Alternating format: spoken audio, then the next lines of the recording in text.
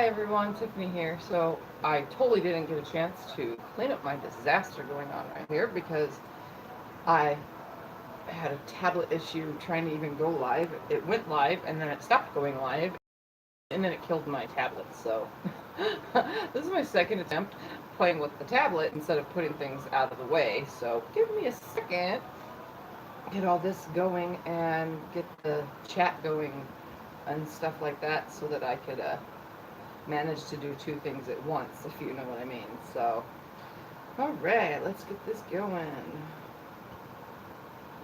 I have no idea what's taking so long. Oh, this thing. Alright, hi Diane, hi Tracy. So I don't know if you guys noticed that I was just on and now I'm back again because I don't know what was wrong with this thing. Sometimes I think I should just use it for my phone, but you guys remember how my phone is. My screen is blue, so I can't control that one. Yet when I take regular video from my phone, it's not a blue screen. So give me a second and I will unmess myself while I do this.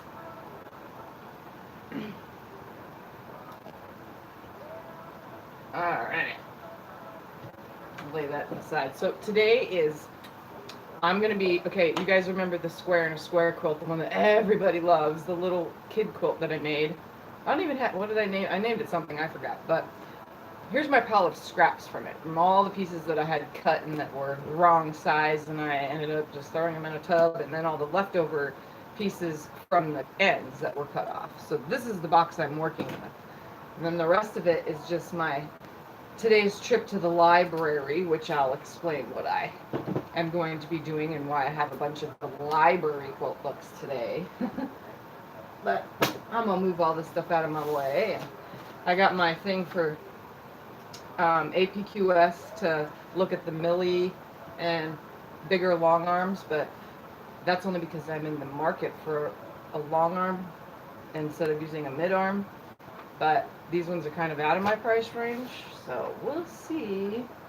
I still want brands, you know, because that's what you do when you're in the market for something that you need to last a long time, is you look at every brand. So I've been getting a little bit of everything from a little bit of everywhere. And then my pile of fabric that I got to hunt down, I got this fabric, so I'll tell you. I guess I'll just start the conversation now.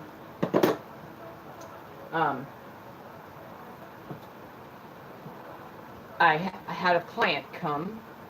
She's been waiting since last week to come meet me, new client, for a quilt, and this is going to be by far my biggest quilt challenge because it's mainly all applique and it's reverse applique as well. So there's a lot of folding seams under it, making sure it's right, and blah, blah, blah, as well as whole cloth. So it'd be whole cloth with reverse applique. And then a little bit of, like I have a pile of scraps out there, and I have fabric from anywhere and everywhere, and all sorts of, what's the word called, years of stuff that I get. And so now I have to hunt fabric, and I looked online, and I can only find it on, so far on eBay, and there's only barely 3 yards of it, and it comes up to like $16 a yard. And I'm like, heck no, I ain't buying it for that for 3 yards because it's something from 2016. I'm not spending that money. Christmas fabric from 2016. So that's why these are in here. So take the numbers that are on the selvage. That's why it's good to keep those sometimes, especially if you're someone specifically looking for something. It's best to have the selvage. So... Am I very dark today? Oh, it kind of looks like my background's dark. I don't have much light coming from behind me. So. Alright. Yes, so that's what I'm going to be doing in the next couple weeks. Is in between all this, I have a client quilt to do. So, and it's going to be huge. And a lot of applique. But I'm not starting it today because I'm doing it without a pattern. So I have to draw. I found the pattern, but I'm not paying for it. I'm just going to work off the pictures that I found of that specific quilt. And I totally forgot the name of it. It's something fancy schmancy that's usually quilt show quality quilting, but it's for Christmas. And I'll have to re-find it. No, I have all my lights on. I just don't have them facing the proper ways, probably. Is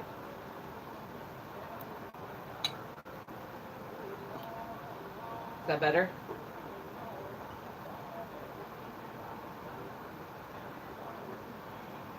We'll see in 2 seconds, because I can't tell.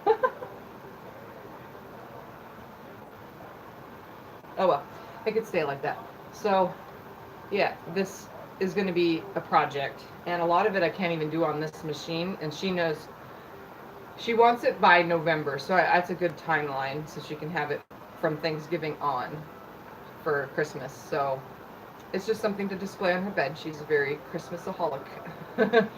So yeah, that's what I'm going to be doing, and then all my other projects in between. So hers just takes, anything that's for a client takes priority, and that's one of my conversations I kind of wanted to get into tonight, was how, if you're going to be selling quilts, how to do so and how to build the clientele from starting with one client, which is, I guess, sometimes it could be a tough thing for people who are just getting into quilting and really don't know what they're doing.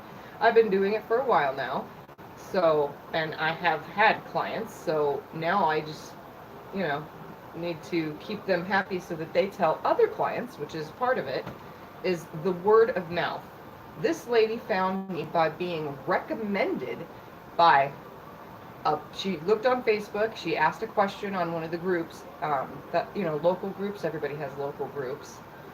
And she asked a question, does anyone know where I can find someone who makes quilts? And all the responses were, Tiff Groff, Tiff Groff, Tiff Groff. Everyone says, look at Tiff Groff, find her, and then you'll have a custom quilt. Some people have recommended the quilt shops, but some quilt shops would probably recommend people like me who make quilts. So yeah, so she found me through that, and now I get to do that. And when you're having, well, I'm going to have this conversation explaining these things while doing this.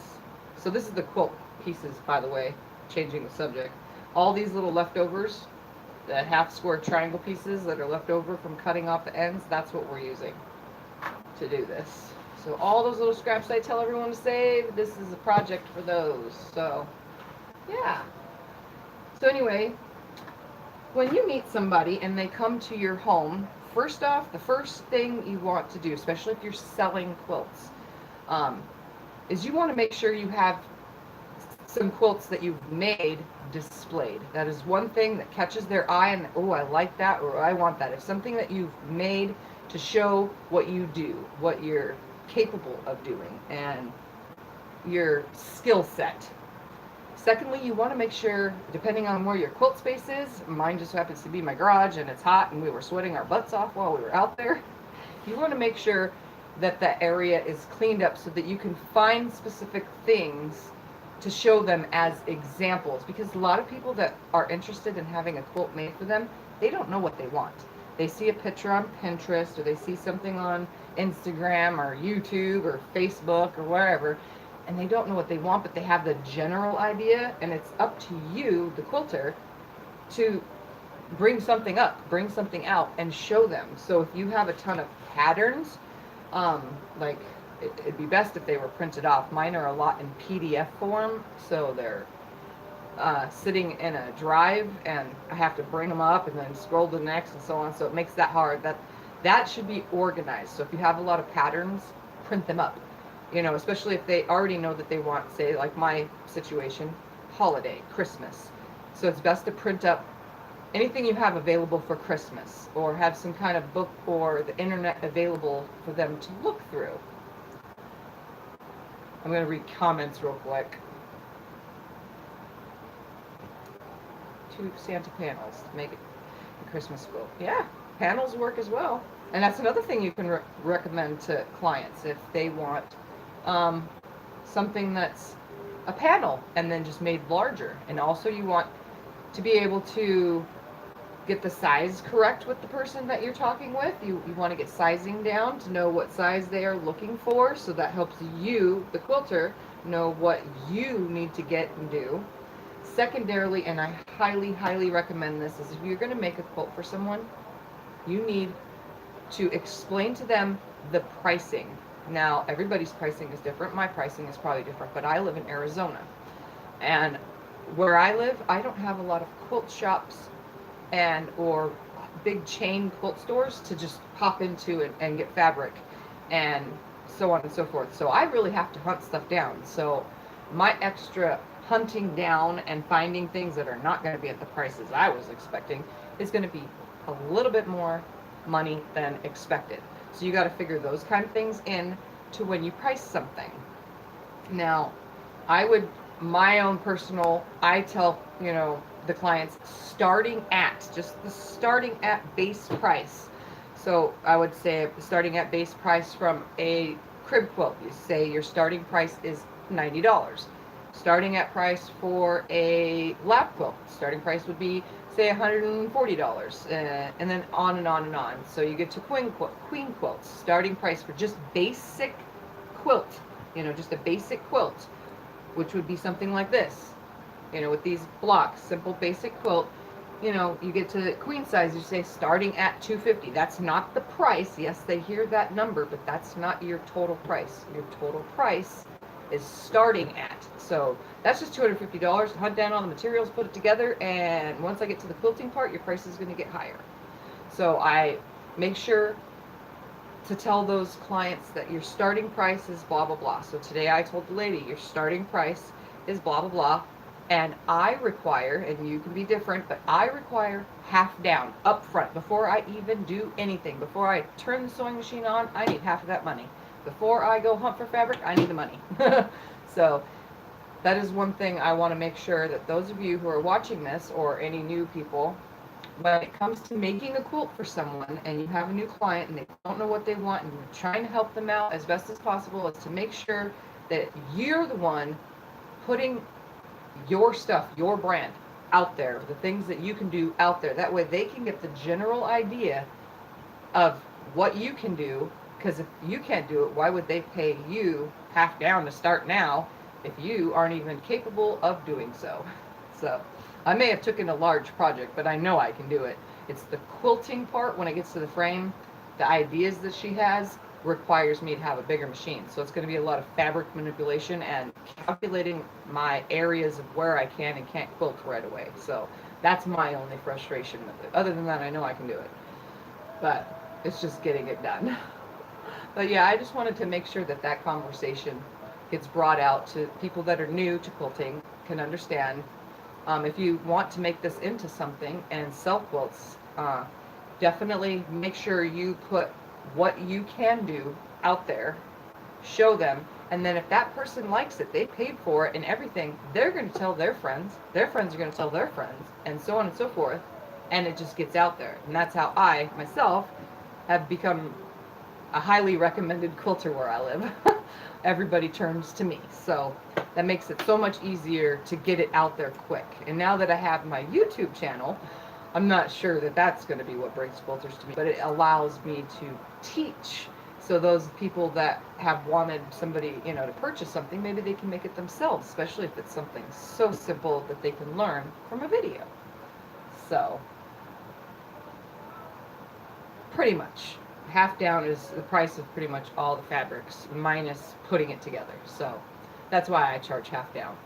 And it's easier too, because if they back out, I'm keeping that money, I'm keeping the fabric, and I'm keeping everything and finishing what I started, and I'll just sell it separately, which I have a load of quilts for. But some people, they choose they don't want it, they don't care about the money because they have that money to throw away in the first place, because quilts are expensive and they know it. So it's best to make sure that you tell them, though, every detail. You don't have to go into complete detail, but some people are going to want receipts for everything that you purchase, and if you purchase it online and have to print up a receipt, do that. I can't print anything, but I have it saved to where I can keep track. So that's what helps me until I get everything situated with printers and all the electronic things I need for all this stuff. For now, they just come to me in my garage, which is my workspace, and if it was nicer, it obviously wouldn't have been sweating ourselves to death out there. But the lady understood, she knows that that's my typical winter area, and now my bedroom has become my summer area. So she understood that.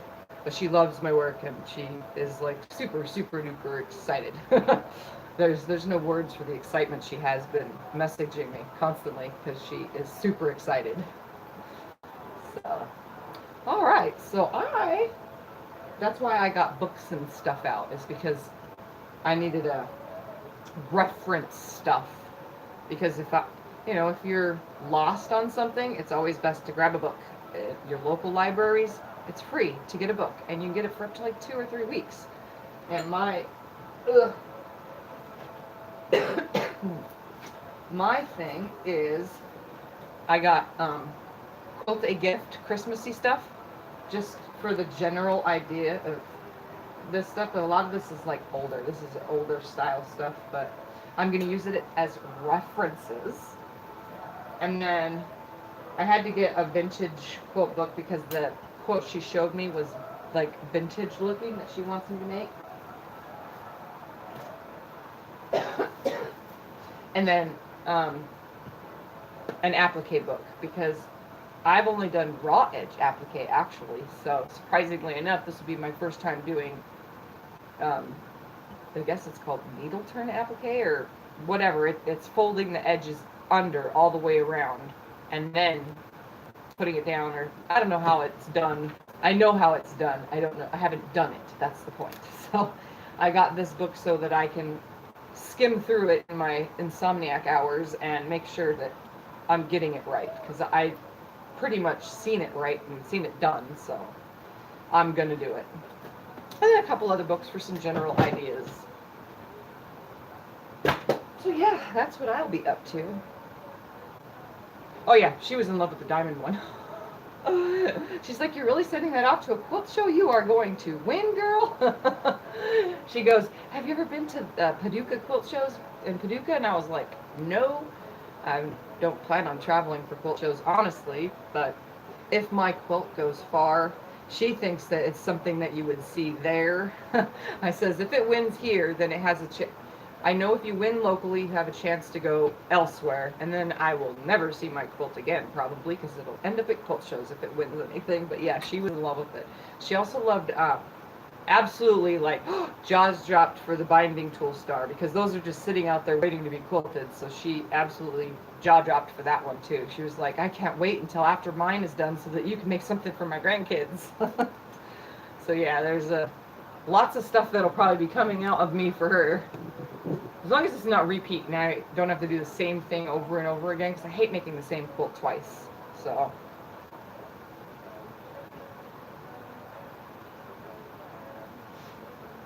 yeah, I've seen Eleanor Burns ones. I think that's the name of the lady that designed the quilt that I'm sampling from. And actually, let's see if I can get this onto the screen. I'll just even show you.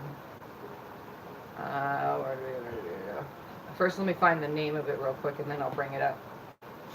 It is called... The lady called me the Queen of Quilting. How funny. Alright, it is called... It is a Crab Apple Hill Designs called Merry Little Christmas. Okay, I'm going to try to bring this over to the screen and show it. I don't know if you could see screen on screen real quick, but oh goodness me, stupid thing. I'm all over the place tonight, sorry. Oops, it's in screenshots. What am I thinking? So originally she sent me this picture. You see the quilting on that? Fancy, fancy, fancy. And then I went ahead and went on my local group and found the actual pattern.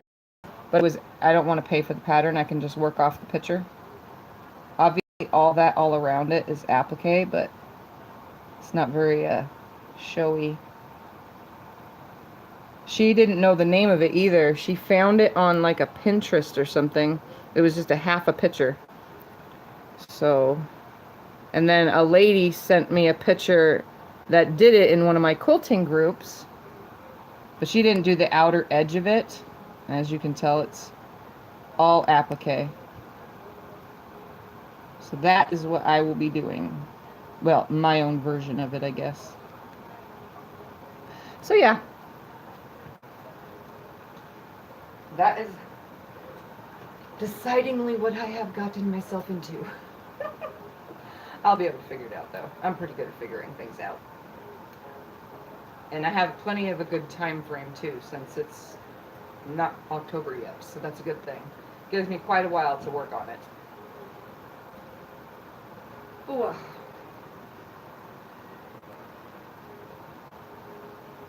Hi, Teresa. Okay, hold on. Let me go to these comments.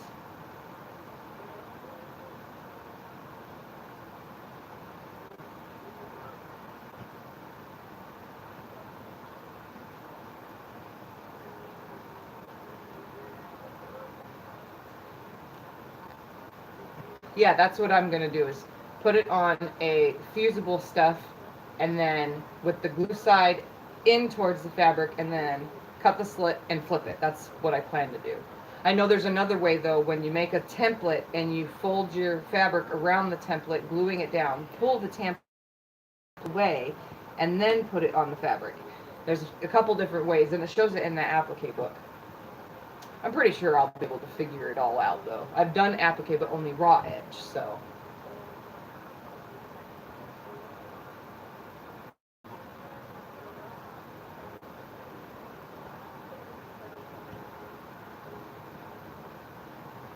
What, you're talking about my diamond quilt? You think it go that far? It's definitely a challenge, though.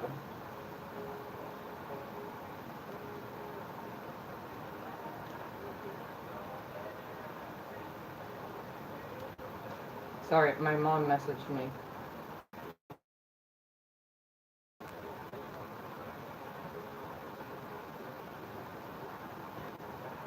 Alright. Well, let's get back to this. So, alright, you guys, let's get back to these scraps. And you guys are feel free to talk about whatever you want. I'm going to turn my screen sideways so I can see it all.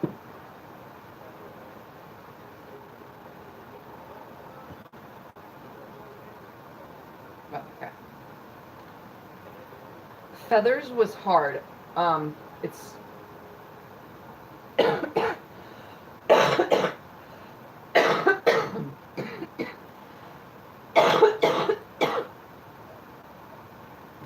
it started when I first got the machine. I put it on the frame. And I loaded up scrap fabric, just sheets mainly at first because I knew I'd never need the sheets again, and old blankets as batting because I didn't want to waste the good stuff. And I just started playing around and moving the machine and getting used to that part at first. And then, I don't know, about 2 days into messing around, I had been watching videos anyway, and now so I'm going to show you guys my, yes, it looks like there is. When I watch videos, now this is the neatest thing. I put on my YouTube video that I want to watch. This actually works. At first I didn't know what I was doing, and I figured it out. But when I started doing what I'm going to show you, I totally, 100% was able to pick up easier stuff. So Teresa, this is how I learned how to do feathers. I put on the video I want, okay? So say it's Natalia Bonner, and she's quilting a feather, because that's what we're talking about. I put the video on my phone or tablet, and I'm watching it, and while I'm watching it, I do this. I follow her motions on the machine, like this, while watching it. So as the machine is moving on the screen in her video, I move my phone, so that I get used to the holding my arms on the frame to move it around. So I use the videos when I watch them. That's why I like to watch a lot of long arm videos. I move my phone, following it around. And then I learn, and then if it looks like it's small, I go small. And make my little flower, come around and swirl, make another flower. That's how I learn. Isn't that crazy? Simplest thing to do while you're watching your videos. Move your phone. With both hands though, and if you're you're going to be like me, I quilt with one hand on the machine.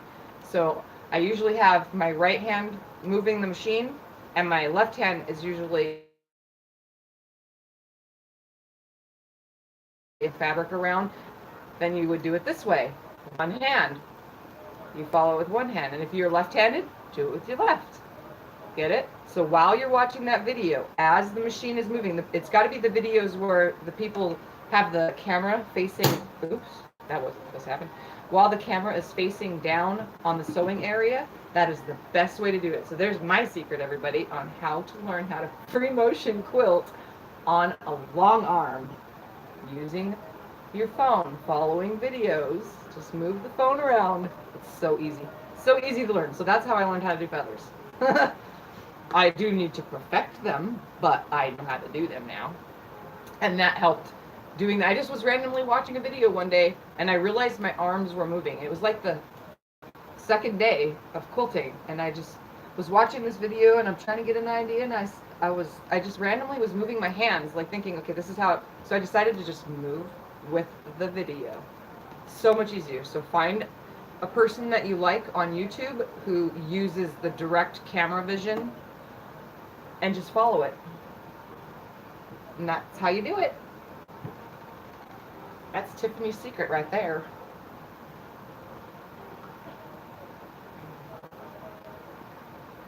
Your feathers always look like toes. When I first started even was doing that, my first feather before doing the thing with the phone, mine looked like, I don't even know how to say that. It looked like droopy something.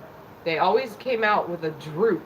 And then every time I went to, because I do a lot of bump back feather. Bump back feather seems to be the easiest for me, where you come out and then you bump back to the top, on the top part of the feather, the oval part, to the next spot, and then come around to the next. And then come up, bump back.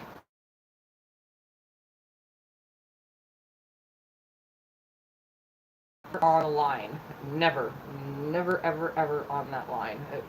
It was horrible. It took a few tries before I got it right, but when I finally did get it right, instead of doing a straight line as my practice, I started doing curved lines, and then I was able to do a feather wreath, which that kind of just came to me because I was like, well, if I could do it this way, I could just do it in a circle, and it worked easy. So it's Sinida, something like that. I think I got it right because that was messaged in a comment for me to say.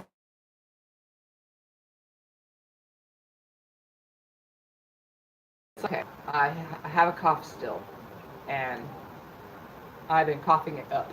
Like, it's coming out. So I got my little spit can, and it's just to get it all out because it's coming up like a lot. So I'm good there. I'm getting better, and I'm still on a buttload of medicines. I'm already done with antibiotics, but I'm on a buttload of meds, so. So yeah, I hope you guys like the the Tiffany way of learning how to free motion quilt on a long arm, because it's not that hard. So even when they're doing ruler work in videos, I still follow that same exact procedure, even with the ruler work, because that helps with straight line quilting without rulers. It's kind of weird, but it helps.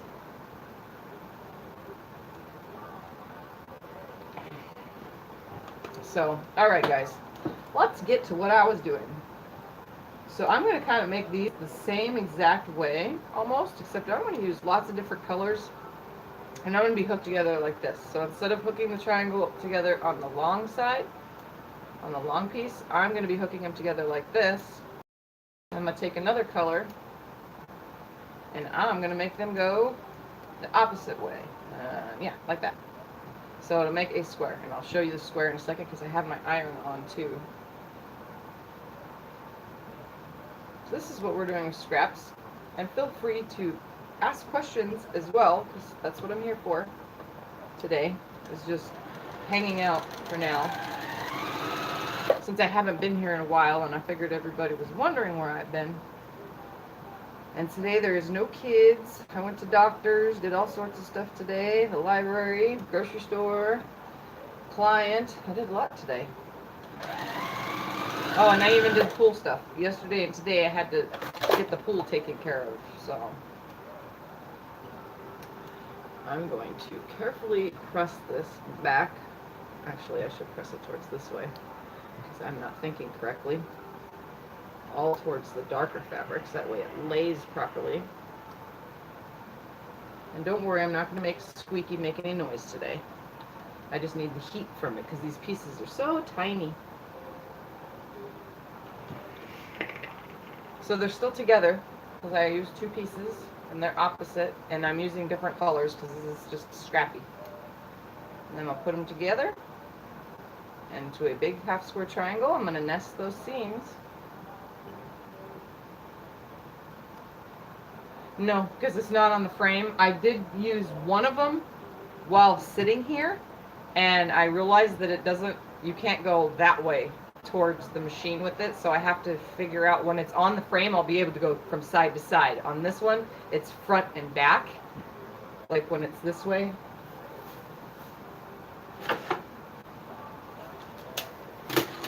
Which one was I playing with? It was this one, the big one. I was playing with it and I had it sitting here, and it doesn't, I can't start at the beginning, it gets stuck, so it has to be used this way, the sideways way, to go longwise on the quilt, you know, on the frame. So to go across one area, it would have to be used this way. There's no way I can turn it this way.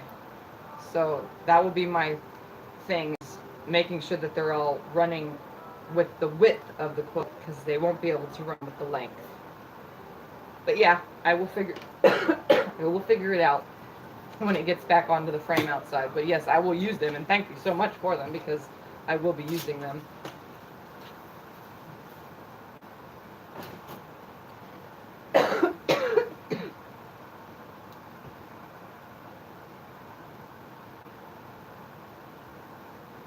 Oh, that's fine. You don't have to. You can come and go as you need and watch me later, because that's why my videos stay on here. It's for people to watch later, or anybody new. Since I had a subscriber problem the other day, my tablet, when I logged in to go live the other day when I came on to Free Motion Quilt, God, that was like 5 days ago now, it said 80 subscribers. But when I had logged into my phone, it had only said 70. So I don't know if it was a glitch between the two, or my tablet's off and my whatever's off, but today I had 73. So I'm pretty sure that the other day was just a random fluke, and it got me so excited that it was at 80, but it's at 73. So I still don't have very many to go to get to 100 to go out to dinner with the hubs. So yeah. Stay down.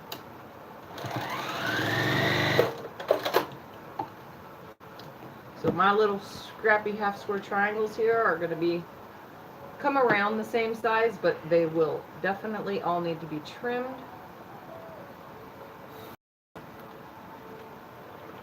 Stay. There's some sweep on that. So many seams coming together right here on this little piece. So this is what I'm making. These little guys, I'm just going to keep going and make a ton of them. And they're little hourglasses, so when I put them together, they'll all be opposite. We'll see what happens, obviously. But for now, I'm just going to make sure that the background color will be one of each, and then my main colors that were in the other quilt will be a different one on each thing. I got to make sure I construct them all the same too. That's one thing, is to watch your directions. So laying them out in front of you is always the best thing, which I have showed you guys many times, to lay it in front of you. It's the best way to do it. So that's what I'm doing today. Only because I needed something to get my mind off of being sick, and then the excitement of making a quilt for a customer that's going to be a little bit out of my norm is definitely an excitement, but as of tomorrow, I'll be drawing it up and figuring it out, what fabrics and so on and so forth, if I can find that one fabric, because that's going to be hard, because I definitely don't have enough for it. It would have been nice if I did, but I don't.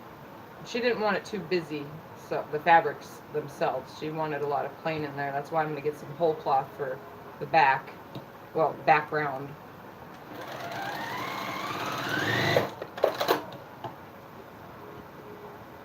What, trying these little itty bitty hourglasses? Is that what you're talking about?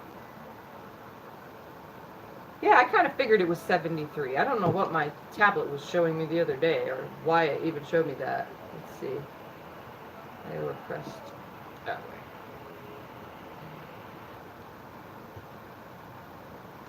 These little dinky pieces. So how many blocks did you make so far, Teresa? Don't overdo it. I was going to make another one, but then I'm like, yeah, I got this project coming up with the customer and stuff, so I think that's going to get more of my attention since I do need to make the money, you know.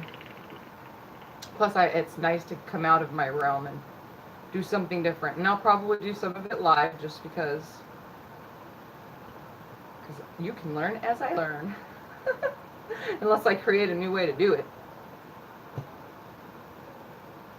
So altogether you made 10?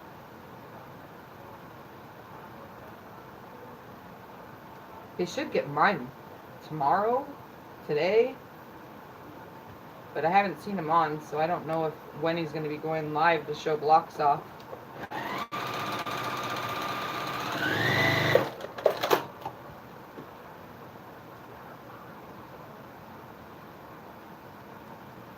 You didn't answer, Diane. Are you thinking of trying these little itty bitty hourglasses?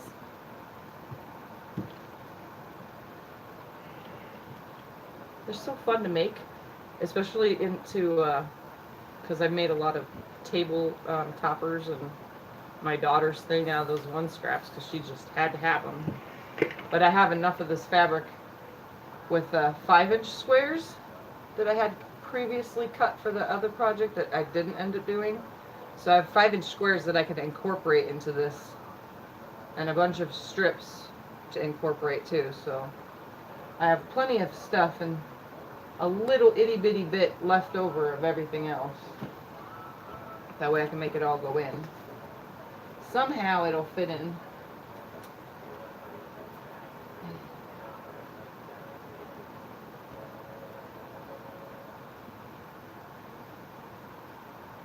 Like I said, I don't know when he's going to be doing that, but I guess we'll see when our blocks get there.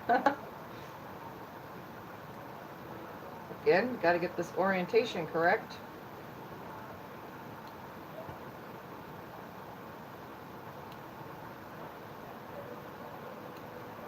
Good night, Sonata. We will be here. Well, I will be here. My video will be here.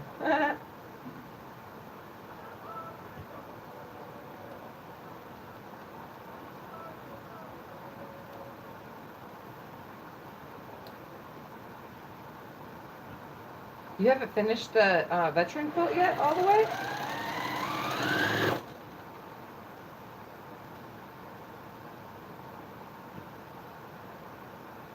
I'm kind of glad I didn't take a whole quilt in for that and sent one in instead before the weather changed, because I wouldn't have been able to. I would have had to free motion quilt it, and you guys know how much I really don't like to free motion quilt. I do it, but I don't like to.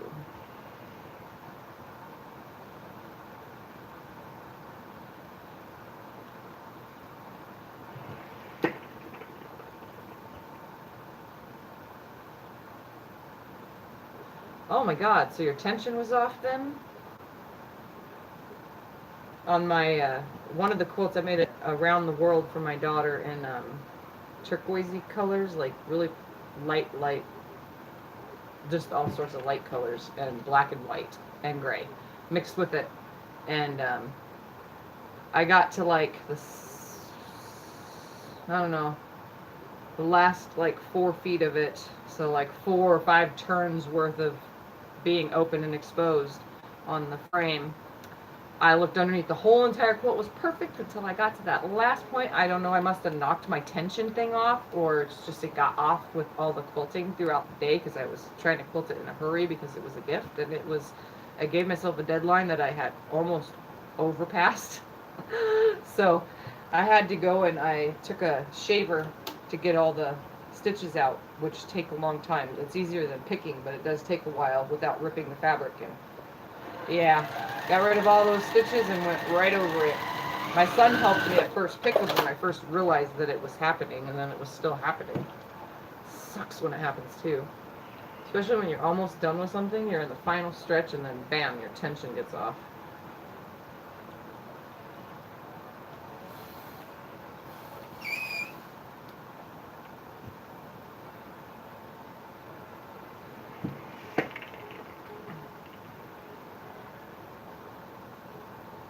The rulers.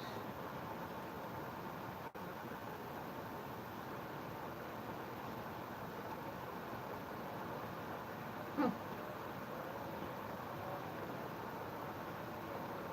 keep seeing these same colors over and over again. I'm like, how come I haven't picked something else? And see, they're still in pairs too from cutting them. So it's easy to keep all these little things together.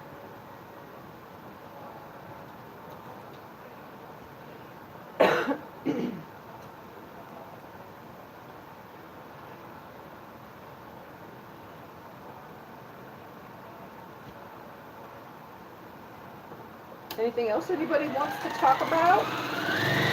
Questions? Anything?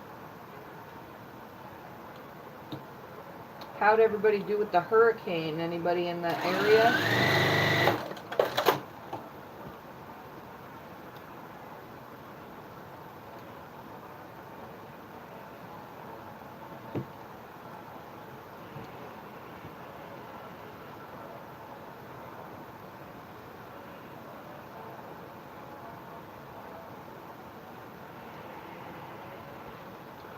My fan does not help putting these together. It's like so hard with these little pieces and a fan on. Whew, that's hot. That was hot. These things are so fun to put together, just these little bitty quilts.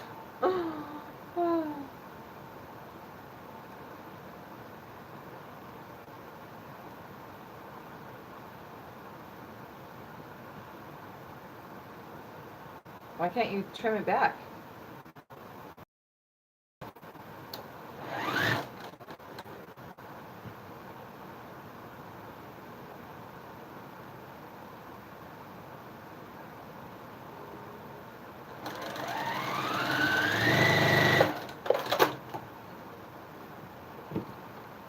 By the way, normally I would finger press these, but I'm kind of just sitting around today, like contemplating things in my head while I do this, because I have a lot to do. Plus I have to come up with another thing to do with you guys, and I was thinking, because I have I'm going to do Bargello next, I think, is the next one. But those I could put together pretty quick. Bargellos are fast. It's faster than the Disappearing 4-patch, which is, I got the rest of the black done. So 60 pieces here. There's 60 done. And 60 to go. I'm most of the way there. Halfway there now. I gotta get those finished. Hi, Terry.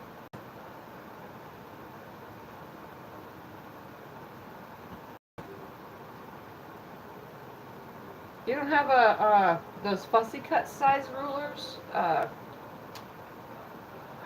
have fussy cut rulers. I'm trying to think of what they're actually called, but they're just little templates to set over the center of it and center it by eye. That's what I would have done.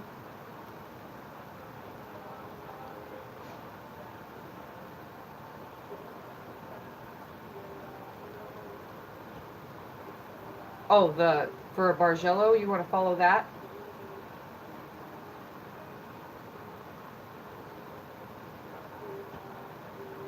Two days to pick out all the stitches? Did you do it with a seam ripper? You don't have one of those, like a head razor for boys and men? Just take that and you hold it a certain way and you just glide it over and it unpicks everything. I'm trying to think, a mustache shaver thing.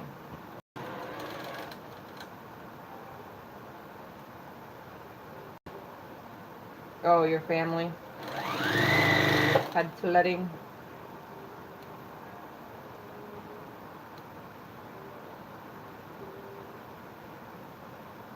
Are you talking about working with these? Come on now. These are so fun to work with. They're little, but I don't know, I have fun with them.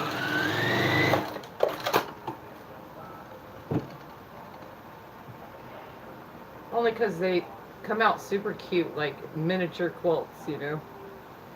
Just to me, that's what it reminds me of, something miniature. Although it'll be a table topper or something, or I don't know. I don't know what it's going to be. I'm just making the little blocks for now.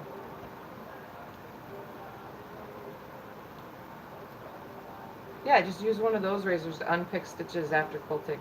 If your quilting messes up, that's what I usually do. And I do it from the back side, not the pieced side. I usually go over it from the back side. Works so much easier than picking. Because I accidentally ripped the back of a quilt once from picking, and I ripped it bad, and I had to patch it because it was all the fabric I had. So I had to take it off the frame, cut off an area of the bottom, and then patched it, and then made it look like it never even happened. That was a really hard thing to do. But those razors work. I think I'll show you guys, just so those who don't know.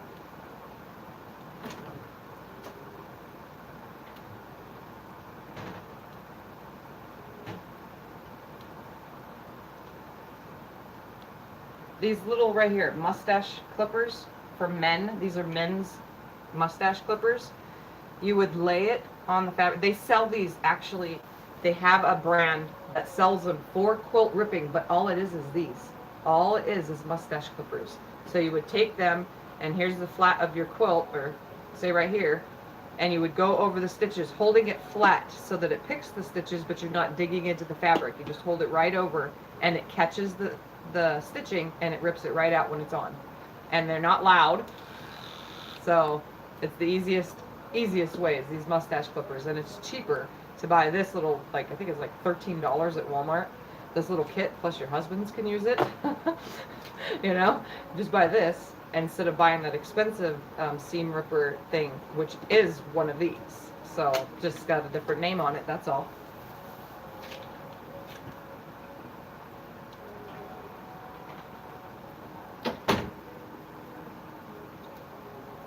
That's definitely a tip for people, is those things right there.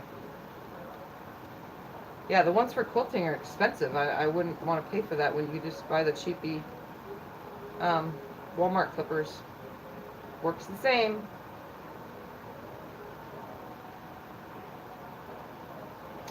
These are so fun, so cute.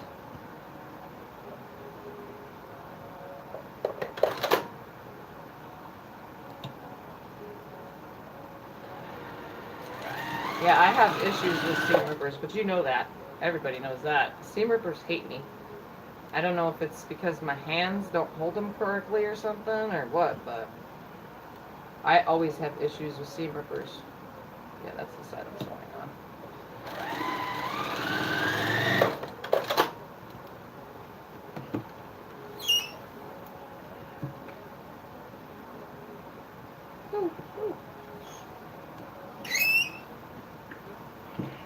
Aren't these just so adorable? They're awkward, but they'll all be trimmed down. They'll be so small once they're trimmed. They'll be like, let me find a little ruler.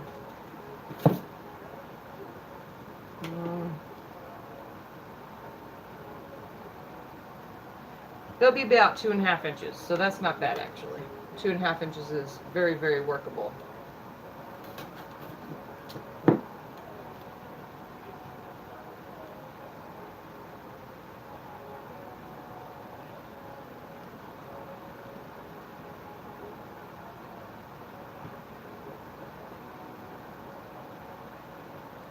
So when it comes to the Bargello, I think I showed you guys that one day. These are the ones I chose. It's a color range of greens. That's like a darker blue, lighter blue, medium blue, then it goes into purples, then it goes into lighter purples, and then it goes into pinks. It's a Benetex. And it goes into greens and then back to that. So that's what I chose. And I chose to do 2, so it's not going to be humongous. It'll be, when these are put together, sometimes I choose an accent fabric, which I don't think I use more than a yard of an accent, which is my accent was what I mean is I add it. I guess you'll just have to learn, because what I do is I add it into the stepping stone part of the Bargello, you know? So I'll be able to tell you guys all that when we get to it.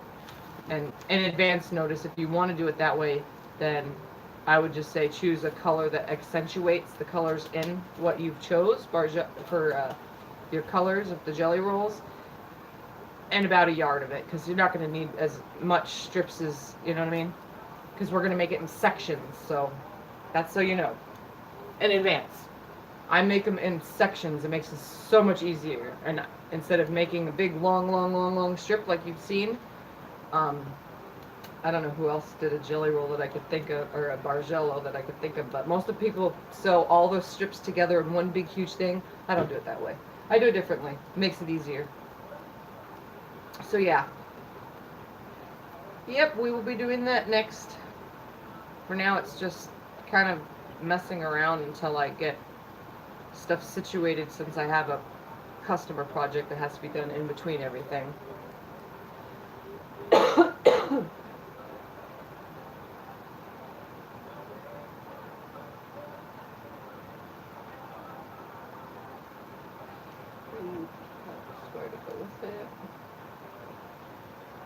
So you did a pieced backing for the, are you talking about the Quilting Ring quilt, right? The same one we were talking about?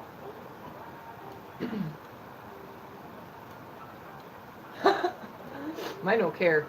I had a set that was out there just for me, but I don't know what happened to it. It got misplaced last year or something. I don't even know what happened to it. It was there and then it wasn't. So I don't know. I'll have to find it. It probably got moved into my quilting stuff somewhere else, because it was there.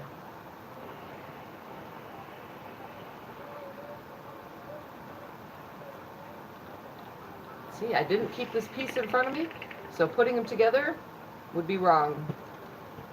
So now I gotta make another piece to go with it, because I put it in there wrong. That's why I say to lay your projects in front of you and don't let yourself get distracted while you're doing so. Because I just did that. So it goes this way. Definitely need to keep it in front of me. And then I hold it at the orientation I need it to be.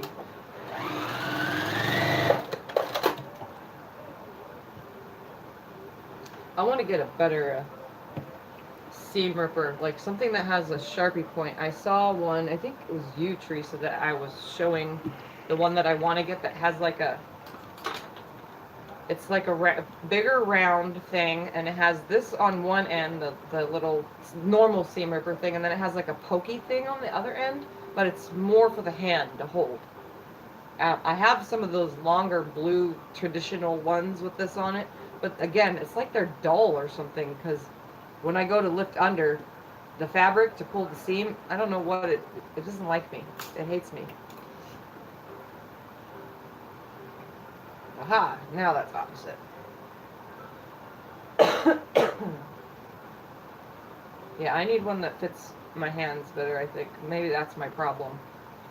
Why seam rippers don't like me.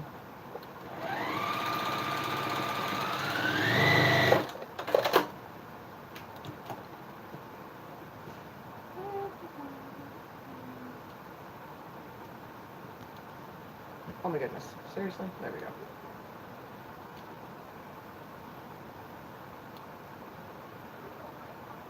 Endless treasures. I'll have to look them up. It's definitely one thing on my list to get is the new seam ripper, the ones that are better for my hands. Aha, that's the way I want it.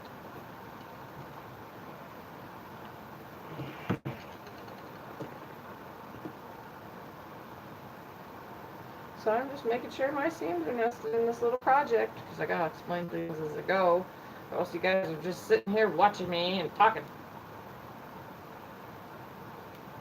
I didn't really mean for it to be tutorial style. I kind of meant for this to be chat style live, honestly, because nobody had heard from me and everyone was wondering how I was doing, and a select few of people know how I'm doing all the time because I'm able to message them, but some of those people aren't even on today. At least I haven't seen the names. Diane and Teresa, yes. But whoever else is on here, I don't know whoever else is on here. I saw Terry come up.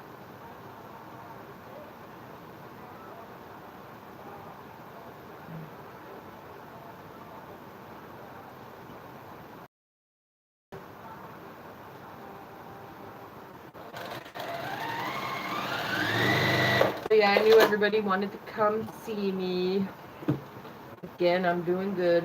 Just gotta get the cough to disappear. Like, it literally stops me in my tracks when I start coughing. The stuffing doesn't help either. That's more clearing up though. It does drain down my throat a lot though when I try to sleep. But that's what the good thing about my bed sitting up is. My bed sits up. It doesn't retract electrically, but either way it sits up. It has to be done manually. But it still does the job. Don't mind Squeaky there. Oh, here's two more little things. The fun part is going to be trimming all these because I don't know, there's over 100. I know that. It'll be over 100 little pieces by the time I'm done.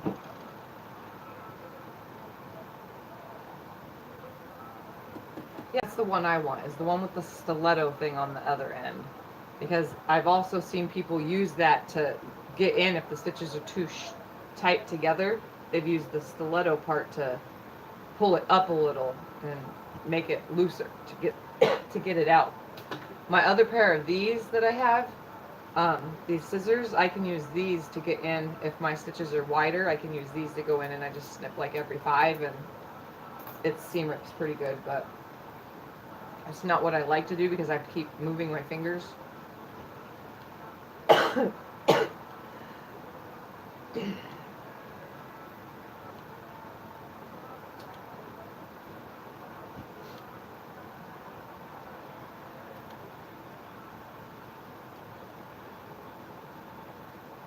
Just send me the link. Is there a link to the thing, to the page? Because if I find one, then I'll tell the hubs, hey, I finally found a seam ripper that I want. I'm going to be buying another foot for this machine, so I guess while I'm buying what I gotta buy, might as well get other things to make things easier on me. Oh, hello, Marie. Didn't know you were there. Oh, you don't know how to send the link? I'll look it up.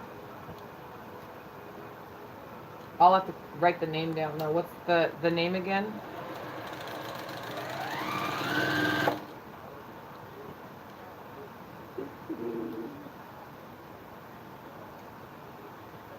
Jack the Seam Ripper. Where did my little paper pad go?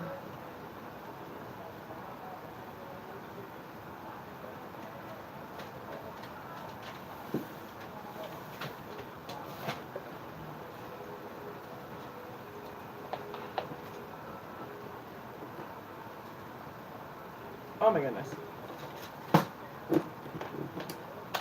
That ain't even a pen.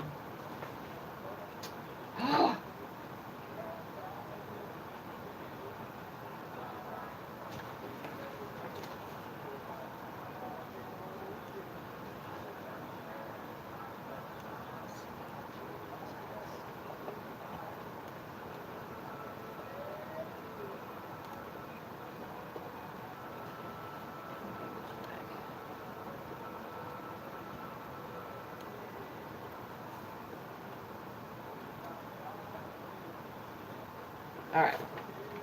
Now I can't forget. It's wrote down. Alright. Okay. Now I gotta remember where I was. This was this way.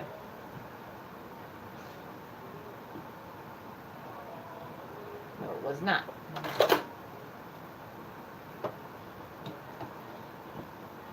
Yep. I don't think you could put links on chat.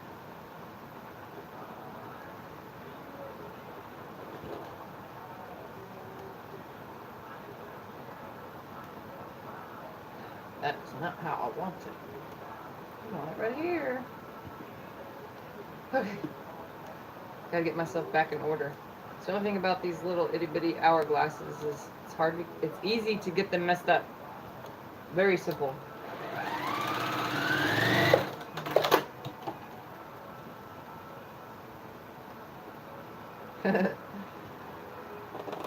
Squeaky the shark does the job.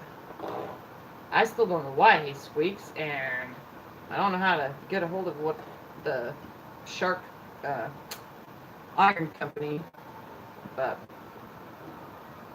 they have a customer service thing, but it takes you to a menu that takes you to something else that tells you to go to their webpage. So my husband says the receipt to it is in my stuff somewhere because I have a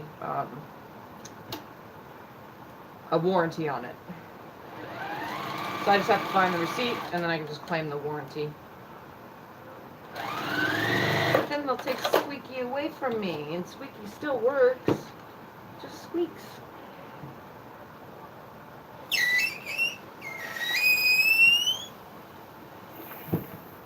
And Squeaky is very hot too. Super duper hot.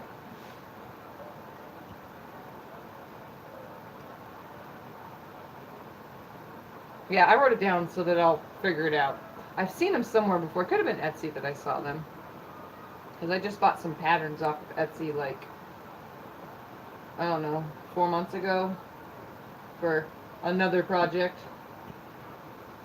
And I don't think, see, everybody watches Jordan Fabrics. I don't think you're allowed to give measurements. And it's kind of hard for me to do a tutorial if I can't give the measurements on things. So that's why I kind of just do my own thing with you guys, because my measurements are free.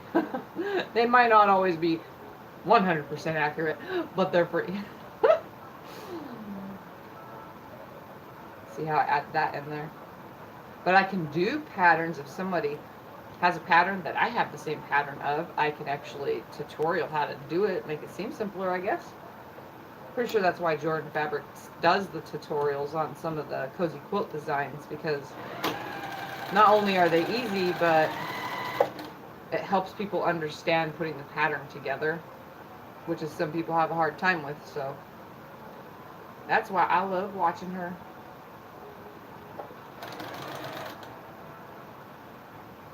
Oh, I see it. It popped up. It's actually working at the same time. Yeah, that's what I'm talking about. Something like that. That's what I need.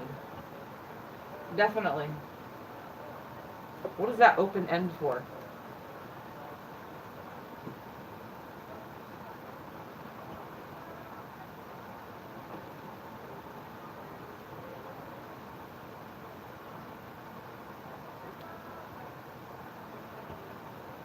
Yeah, I need sharp. I need sharp. I think that's my problem, is that mine isn't sharp.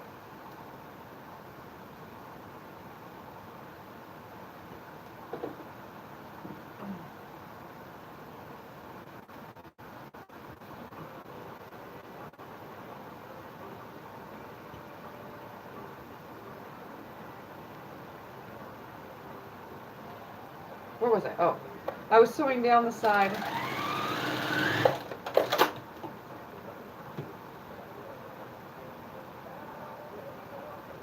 See, I just have a ton of these little old-fashioned guys. That's it. The kind that have the...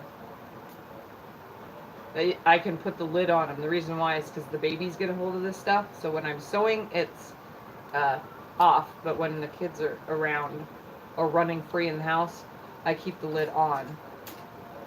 Because they still haven't figured out how to take those things apart. So I think I just did this again. Ah.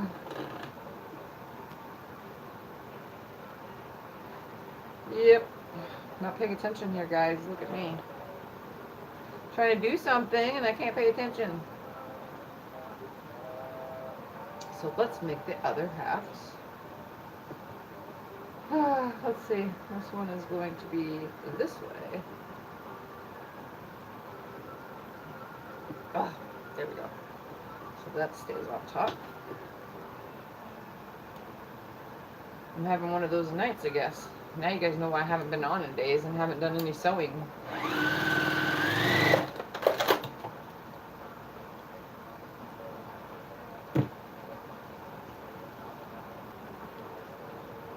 Hi, Susan. Nice to see you here. Hold on, Teresa. I'll look at that in a second. Let me get these together before I forget which way they go. Or I'll forget, and I won't get it right.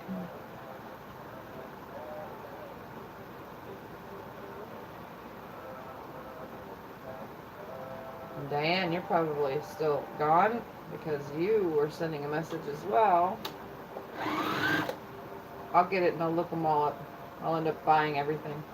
Like, okay, I need like 5 seam rippers. Order just a bunch of different ones, see which ones my hands like the best. Alright, let's find 2 other. Well, Susan, since you're here, what I'm working with is my itty bitty little tiny leftover pieces from a tutorial I did.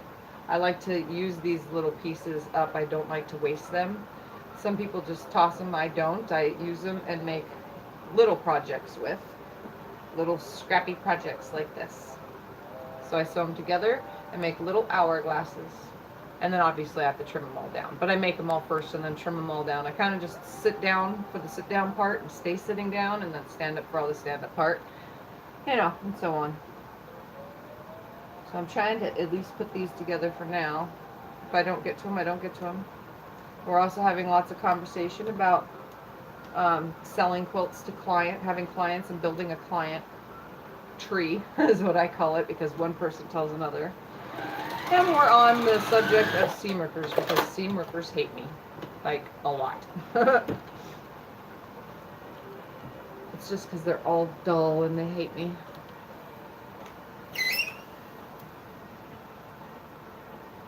Yes, these are very bright. These are the leftovers from a block and a block quilt that I did. It's definitely the one, I think you commented on it actually. It's about making, the block is, the quilt is very colorful and bright. And what I do is just take those little pieces that I chopped off and make other things with it. I definitely like scrap quilts.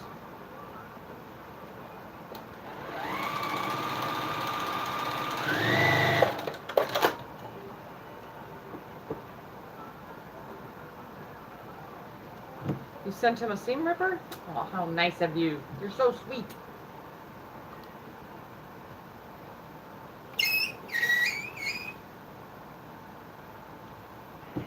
But then I got rulers, so obviously how sweet.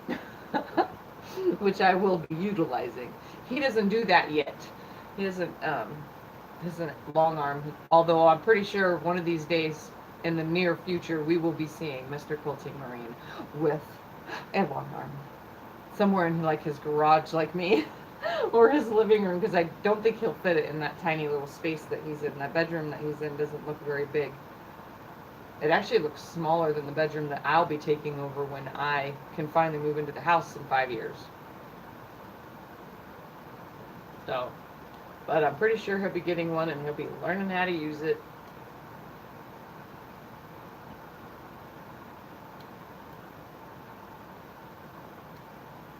I'll look in just a second. Let me get these 2 pieces. I'm waiting for them all to come in because I got messages from my kids coming in too. Not just you guys. And then I'll go online and try to find it. Since I'm already on a fabric search, I can go on a seam ripper search. I still have all the windows open too on my, between my tablet and my phone, trying to find all these things that I need to make this quilt for my client. Oops. Stay.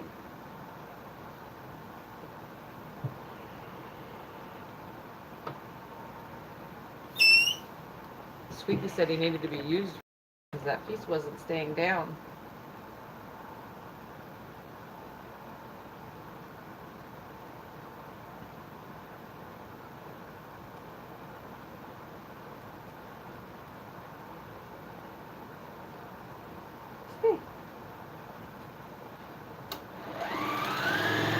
So, how late is it everywhere? I know I decided to come on quite early today, huh? Because it's 8:45 here, ladies. Can you believe that? Hello. How you doing, Sandy? I'm playing scraps here. Random conversations and scraps. That's what today is, because, well, that's what today is. Because nobody's seen me in a few days. Because I was trying to make sure I was good enough to not have to cough like crazy on camera, which I have quite a couple times now, but I'm trying.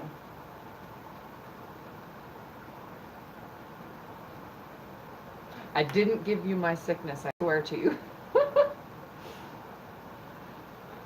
It's going away, but the cough is still there, and it's definitely one of those coughs that you have to get it out, because if I don't either spit it into something or spit it outside or into the toilet or into the sink or somewhere, and I swallow it, it makes me feel yucky.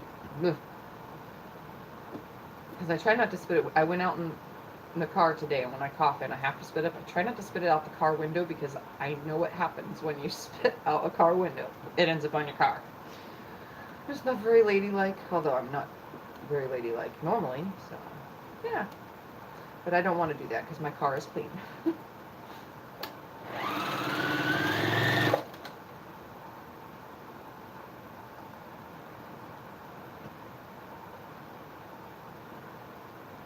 You didn't get me sick. I think the babies got me sick, actually, because they're still sick also. But they're not here today, so hopefully when they come back tomorrow, they will not be sick anymore. So that I won't be sick anymore. Although mine probably lasts at least another week.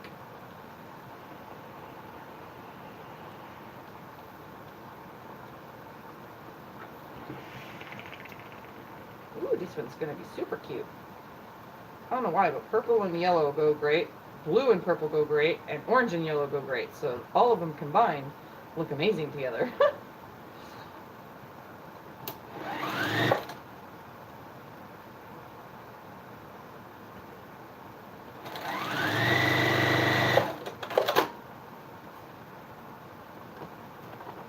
I'm not going to waste tissues because I'm just spitting it into a special can. It's a trash can with a bag in it that has a thing so that it stays layered, and I just bag it all up and take it. Nobody's going to spill it.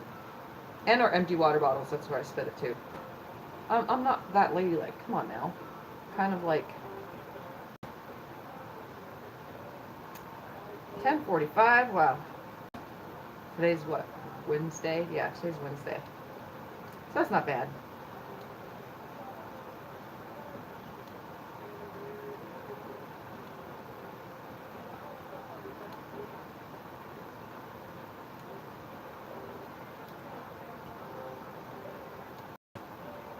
Yeah.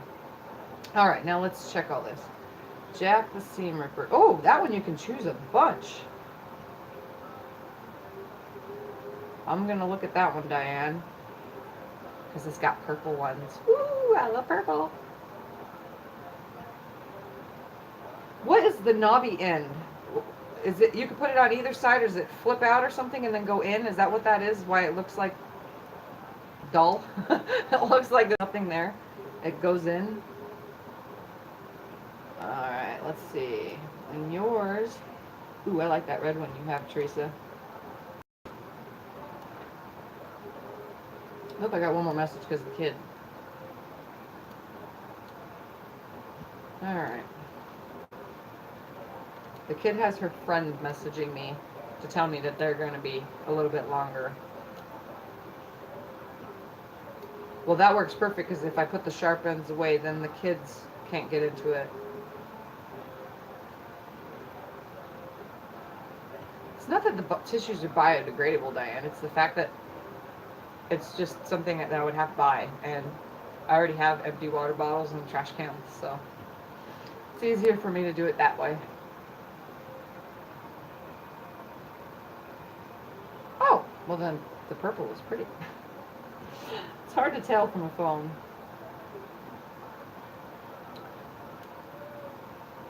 And yes, Sandy, hopefully I'm feeling better than you.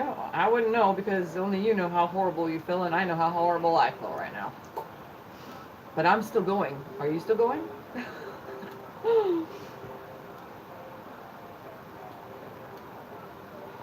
Trying to like catch all these because I think you guys are putting comments faster than I could see. Susan, 11:45 in Cincinnati, Ohio. Dang, well, you got the same time, Teresa. It's not that late, though, for a Wednesday. I mean, at least I'm not on where it's 11 my time and 1, 2, 3 a.m. your guys' time. But that way you guys all could still watch me.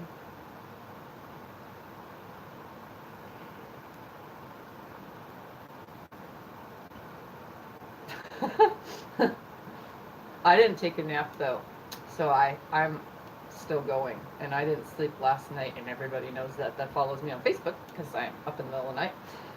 But I did go in the swimming pool, and the swimming pool is my relief. Oh, a nice cool pool is my relief. Not only does it help me, some miraculous way, help me cough everything up, but I get my energy back from going in the pool. And then in about, like, I don't know, 2 hours, I'll probably go, and I won't pass out. I'll just be dead to the world without passing out.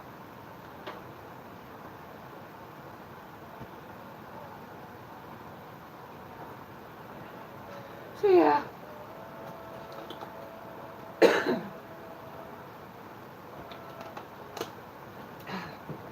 Squeaky is still on, right? Okay, good.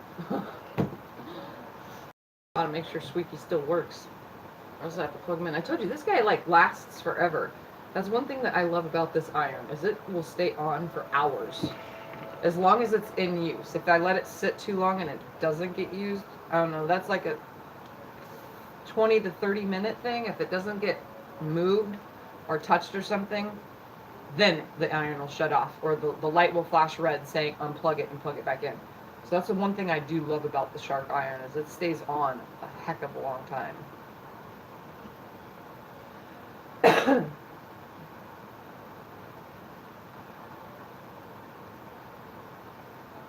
Well, good thing you didn't. I've been messing up this whole time.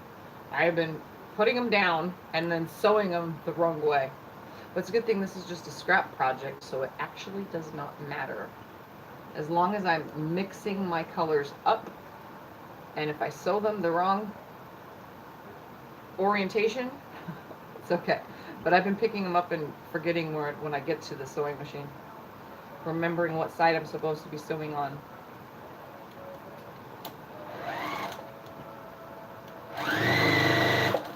As long as I pick it up and just like move it right over here, then I shouldn't have a problem.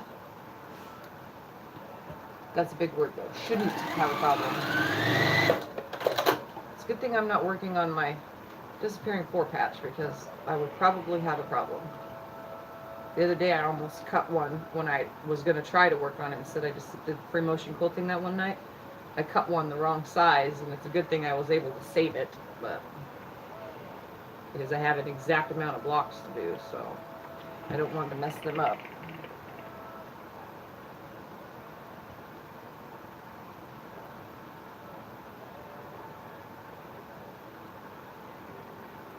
Yeah, I leave mine on constantly. Well, I unplug it when the babies are around, and then the plug just ends up kicked over there somewhere, and then as soon as I come in here, I'm like, where's my plug? And I plug it in when I'm sitting here, and sometimes I just finger press, and then I'll go through and press everything together, but the darn thing just stays on.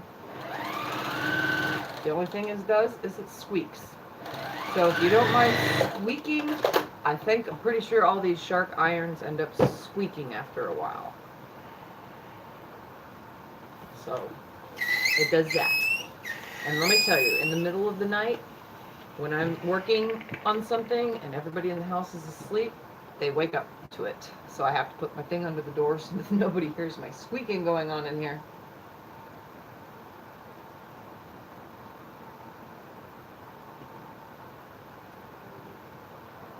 Mine only flashes the red light when it's when it needs to be unplugged and plugged back in. For some reason it's still on though, it's still hot, but I realize if you unplug it and then plug it back in, it resets it and then it turns it back to green again.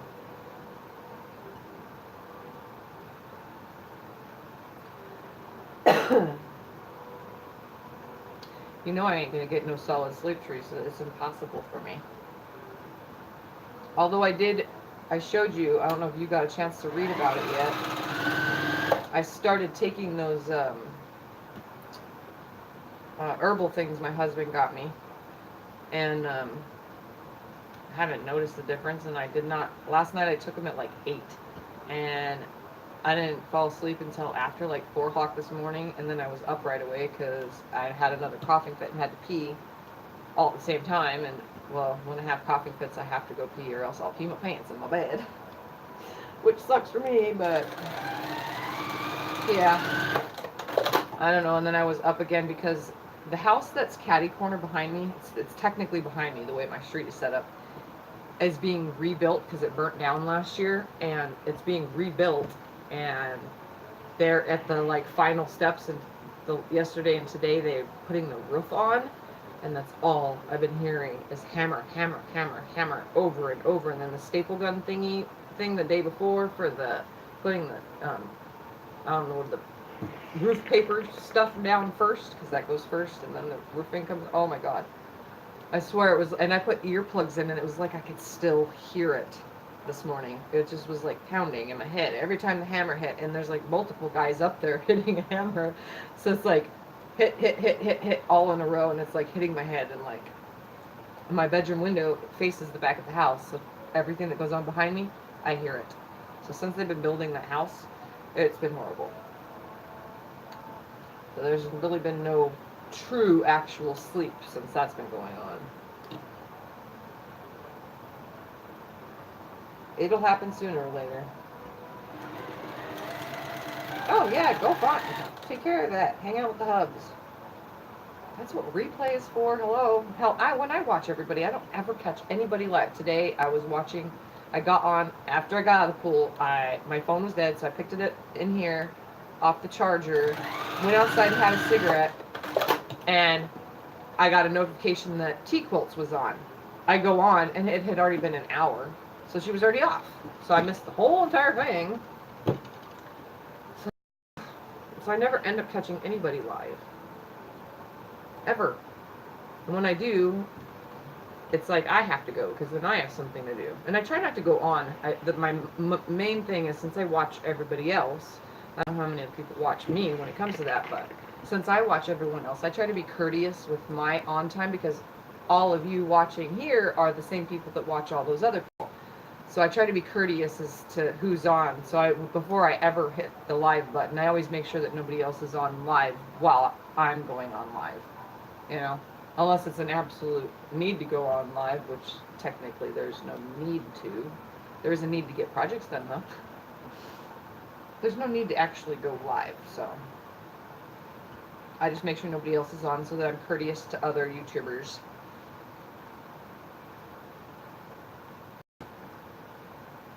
Ooh, I got cheesecake, except I'm lactose intolerant, so I have to take my pill, plus my food pill for my pancreas to work to even digest it. But I had me some cheesecake tonight with strawberry swirl in it. My tummy definitely hurts after for the first like hour, and then it goes away, which is good. The bloating don't go away though, that's for sure. That stays for the rest of the night. It'll be gone by tomorrow. But yeah, I had cheesecake. He asked if I wanted ice cream. Kids usually like ice cream, but the cheesecake thing is a rare occasion, so yeah, we had cheesecake. Well, at least me and one kid did, because one kid is not here. She went to a memorial thing because one of her friends at school died, not yesterday, the day before. Very tragic, very tragic. And the things that happen in America, very tragic. And now there's no family left, which is the weird part. I mean, there probably is, but that whole family, there's not. I don't know if I should explain it online, but I can give a simple of what happened if anybody's interested in gruesome.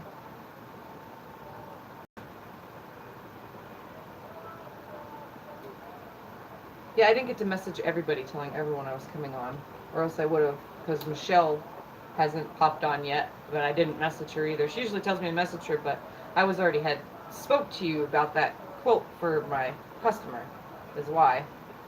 So you were right there when I was saying it. So that's why I told you I was coming on. And since my tablet was having all its problems, I didn't get to message everyone else to say I was coming on. So what happened here in town is a man was at work, came home from work, and his daughter, the mom went and picked up the daughter from school, and they went home. He showed up at home, and the mom and daughter were outside, and he got off work, got out of his truck, and shot the mom and shot the daughter, both in the head, and went to his truck and shot himself in the head. It's very, very gruesomely tragic. And she was a high school student, friends with my daughter, and many, many, many other teenagers in this town, and it's very horrible. Like, it's hard to think of what goes through a person's mind. And a lot of people locally have said, because this woman was well known, that most likely it was a domestic violence relationship, and the only reason why the daughter got killed too is because she was right there. And I don't think he wanted anything left behind. And it was a stepdad. It wasn't her real dad. So this man just got home from work and decided to kill his wife and kid, which is absolutely horrible, horrifying. Like, I don't know how to take it, but the kids, we found out that night that it happened like at 3 o'clock in the day, and by 7 o'clock at night, the school, the high school, sent out a mass message to everyone saying that they lost a student. All the students found out who it was, and the next day yesterday they had the memorial set up at the school with the girl's name and flowers everywhere, and then then tonight they're doing a town memorial thing for her at the London Bridge. So it's very tragic, the things that people do in this world. I don't know. So yeah, I think she was like 15 years old, and the mom, my age, in her 30s, and who cares about the man, because he's the one that did the wrong. I mean, he probably has family out there, and what could have possibly been going through the guy's head, but... So that's the stuff that just recently happened here where I live. Like I said, it doesn't normally happen. Where I live is typically, it's a retirement town. So, I mean, there is a high school and elementary schools and stuff, but the needs of this town are around snowbirds and traveler, people that either come here for winter break because they need to get away from the snow where they live, and they come here for sunshine all year long, and then they go back to their homes. But after a while, they end up loving it so much here because they own a home here that they retire here permanently. So everything here is like all sorts of things that all go toward the golfing community. It's all retired men and women that go to all the golf, because we have lots of golf courses and so on and so forth. And then the lake. The boating is for everybody, though, because we get spring breakers. Has anybody out there ever heard of spring break in Lake Havasu City, Arizona? Well, let me tell you. It used to be horrible, but they've set down some ground rules. But people still party here like you would not believe. For colleges all over, and it lasts longer than a normal spring break week. It's literally like 4, 5, 6 weeks of spring break partying, because colleges on the East Coast are out of school different than Florida colleges, different than California colleges, different than, Washington State colleges. They all migrate here some reason. I don't know why, but just because it's hot here already by spring break and the water is nice, I guess.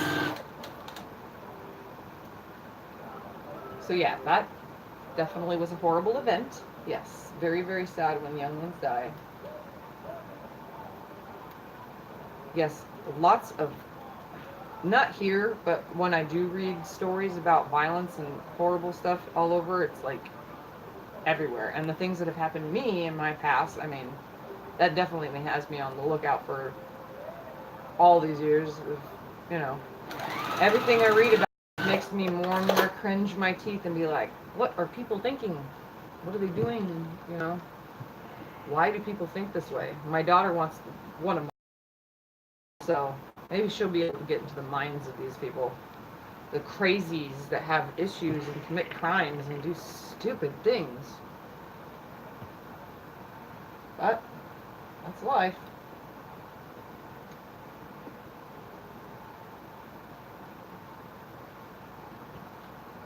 Yep. Does anybody think it changed because Obama was president last time? Maybe things will get better with a new president since Trump is president now, although I don't know if there's any changes because none of it that he's done so far has affected me. So I don't know about that, but I don't know. Could have been when Clinton was president or when the other one was president. Maybe Clinton set the stage and all those people that cheat and stuff, you know, and lie, and that's how people start, oh, if the president can do it, I can too. I don't know. I'm not a political person, so I don't usually ever talk political.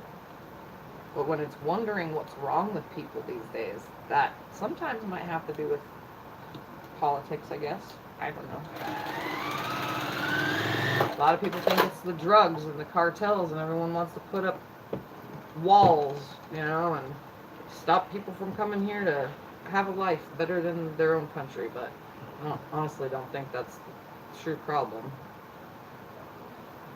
I think everybody makes their own whatever when they come to America. So, I mean, there's a lot of really amazing people I've met that have gotten citizenship in America and never gotten in trouble, and their family lives down there still in Mexico. So I don't know if a wall border is going to really stop the good people or the bad people. It's just, you know, whatever.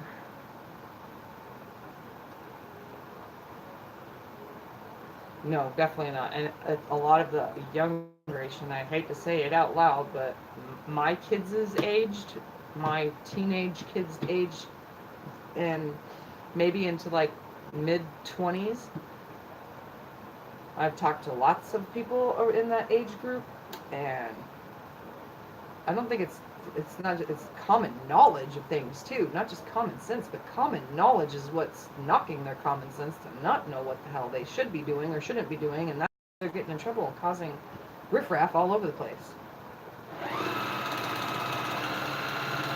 More people just need to learn how to quilt, and then they can stay out of trouble, right? And get smarter, because with quilting you gotta know math, so they can learn math. Knowing where quilts come from, history, great thing. I don't think there's any science in quilts, but you know, there's a couple subjects to know things. There's also knowing how to manage money when quilting, because you got to know how much you're going to be spending on something. So there's another aspect to it. Maybe all these people would learn common knowledge and common respect and courtesy and all that stuff if they did stuff like we do. And the world would be prettier, because quilts on everybody's beds in America, other than the packaged stuff that comes at Walmart and Kmart and Target and wherever else. Yeah, this is more custom. It's better.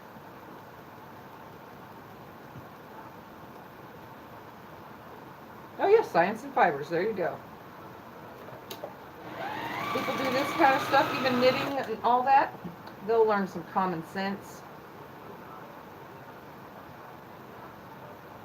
And maybe some respect for others too, because when you join, like I was telling you guys about my quilt guild, there's nobody my age, so you learn respect towards your elders, you know, because there's older people that have been doing it longer, so if they say something if you do something a certain way, and that's the way they say to do it, you should do it that way because they know better. No, teenagers won't do that. They'll do it their own way, and then they'll mess up and get in trouble and freak out and text all over the world to tell everyone on Twitter and Tinder and I don't know, Pinterest, I don't know, what are the ones that you talk, Instagram, that's what I'm looking for. Tell everybody, oh, I did it this way, but I'm so sad because it's wrong. My life's going to be over. I'm like totally getting off track here. I'm trying to act like young and dumb, complaining, and I don't know.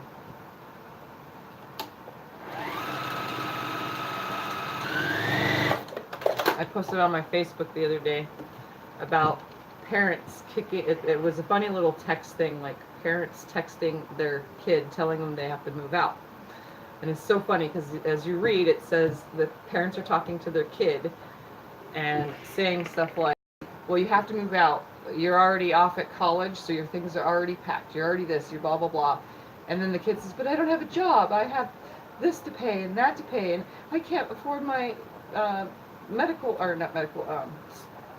school whatever bills and stuff. And so on and so forth. It's like, well, then get off your butt and do it. And the parents are saying in this little text thing saying, well, we turned your bedroom into our 50 Shades of Grey room, and so on and so forth. It's so funny. And the kid's like, what? You guys are horrible. Why are you doing this to me? It's like, but wait, you're 20-something years old. We're done raising you. We shouldn't have to keep doing it and teaching you when you should be learning on your own. It's so funny. It's a very funny thing that I shared. Found it on someone else's thing. I got a laugh out of all my kids too, because sometimes they do that. Like, really, Mom? I don't think I would tell them that I'm turning their bedrooms into some kinky room or anything, but I could joke around about it.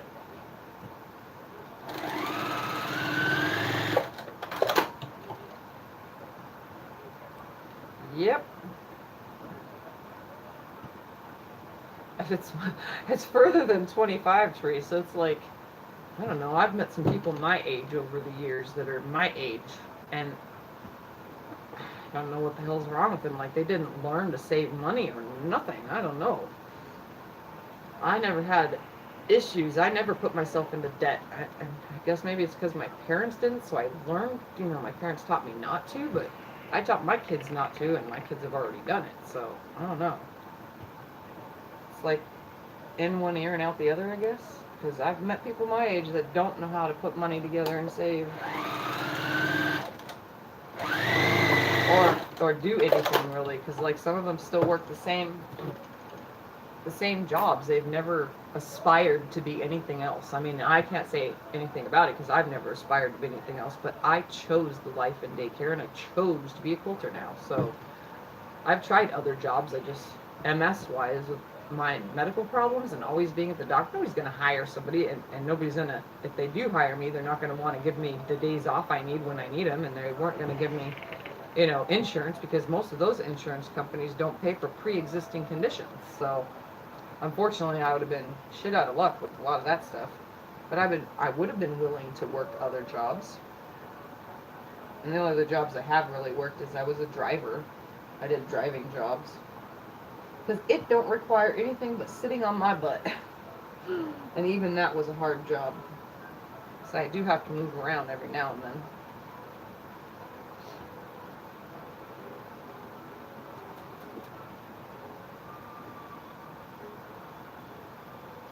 Yep, definitely a millennial thing. You're right, Susan.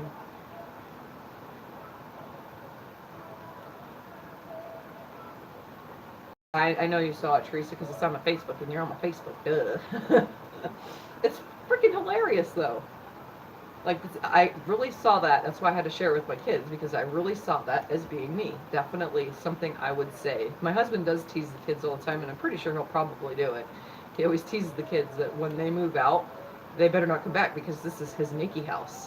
And when I say naked house, I mean butt naked. I said, I don't know if I could live with you butt naked all the time. I mean, I need to keep something for the creativity of my mind. But you never know. If I have my quilts room set up, I won't have to see him naked. He could just be old man naked himself. Because I'm not going to walk around naked. I'm one of those kind of people who can't stand to be naked. Unless I have to shower. I do like to swim naked, though. But it's very rare you can actually swim naked anymore these days because, well, yeah, you just can't. But it's nice to.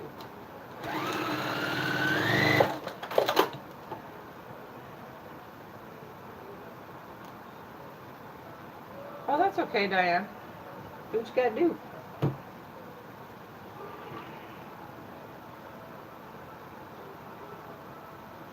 Yes, I'm funny, and yes, having MS stops me from a lot of things. I mean, I still have managed, like I said in one of my other videos, I can't do fun things anymore either. I can't travel. I mean, I probably could, but I'd have to take things, like when I was talking that one day about taking cruises with my husband because we want to do cruises. Who knows what's going to happen, and my wheelchair-bound problems come when they want. So when my legs want to stop working, it can happen at any time.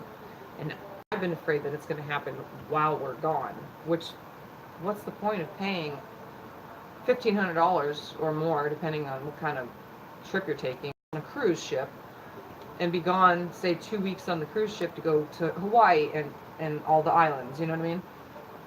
Just to end up in a wheelchair and can't leave the room the whole time. I don't want to make a miserable vacation for him. So travel and all that, I don't know. It's gonna happen. I'm gonna have to try. We were thinking a couple days on a Mexico trip or something, just to see if I can do it. Hopefully do it like right after I get out of an episode. That way I'm like right at that peak of feeling great. But it's hard to plan it because episodes happen when they happen. So I can't control that part of my body.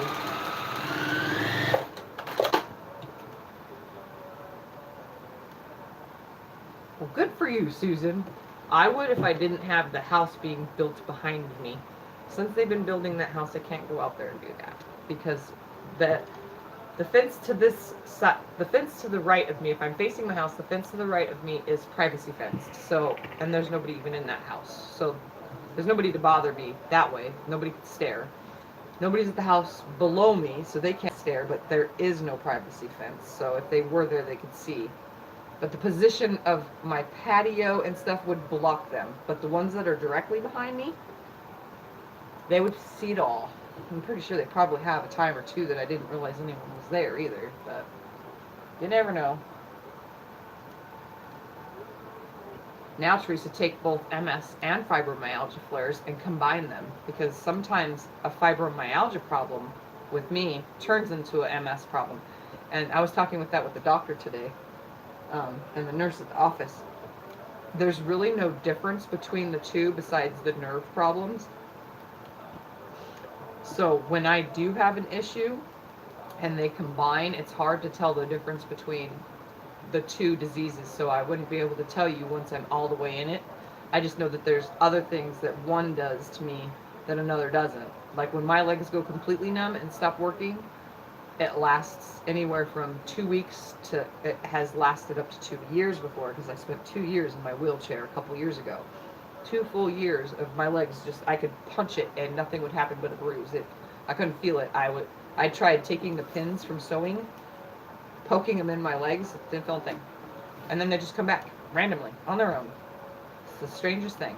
Doctors can't explain it. They just call it MS.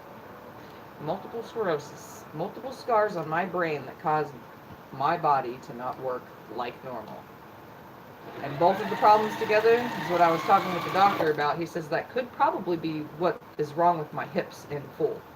And the reason, because they got to send me to a new doctor now. So, and it's not even in town. I have to go to a specialist. So we'll see. But he was thinking that's probably what's wrong with my hips. And somewhere between my hips and my tailbone is the nerves that cause my legs to completely go numb. Because I can feel from my waist up. It's from the waist down that I don't.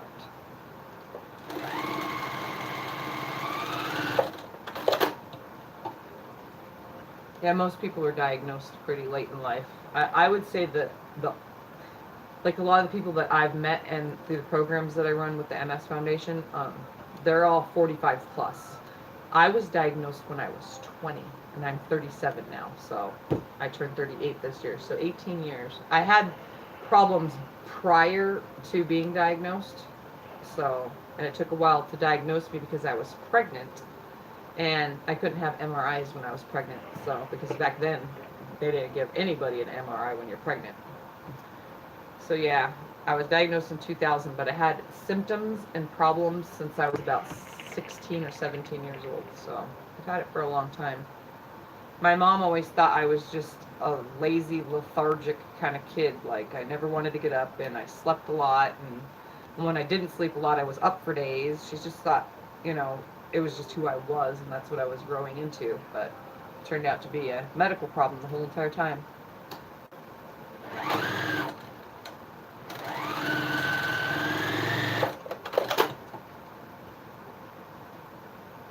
I use my wheelchair when I go to the quilt stuff too. Usually I don't have to, but I know I'll be sitting, I know that I would normally be standing a lot, and there's a lot to look at, especially when they do it in the big place they have here for the quilt shows. I definitely usually use my wheelchair. Last year I didn't though. Last year I actually used my cane. I walked around with my cane. I was doing pretty good last year. But typically I take my wheelchair and I roll myself around. Yeah. Makes it easier too.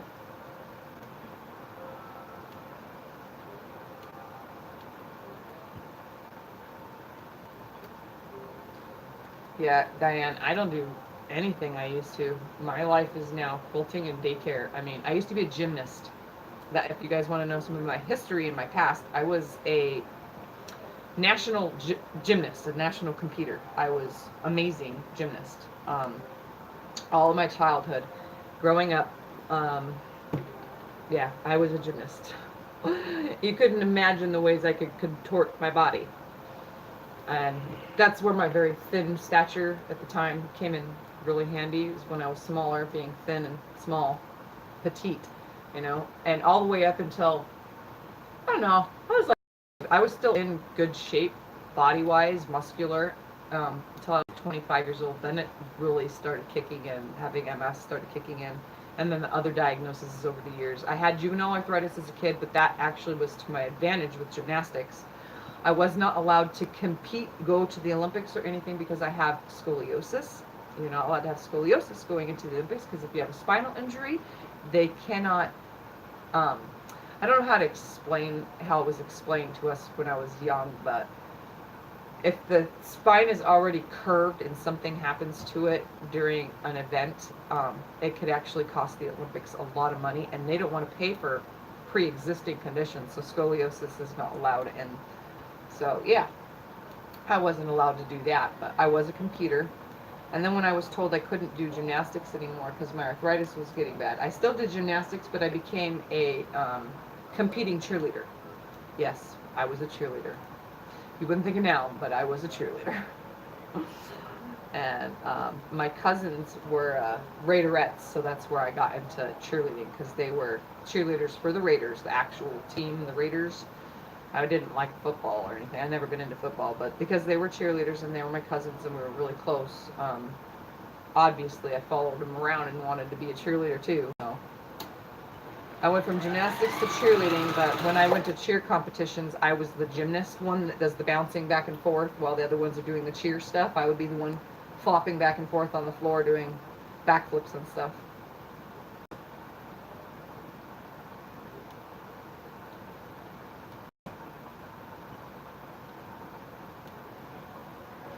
It was about, I don't know, it was like 2 or 3 years ago, Sandy, that I did my wheelchair. You talking about my wheelchair makeover video? Because there's a couple other videos that I'm actually in my wheelchair in as well.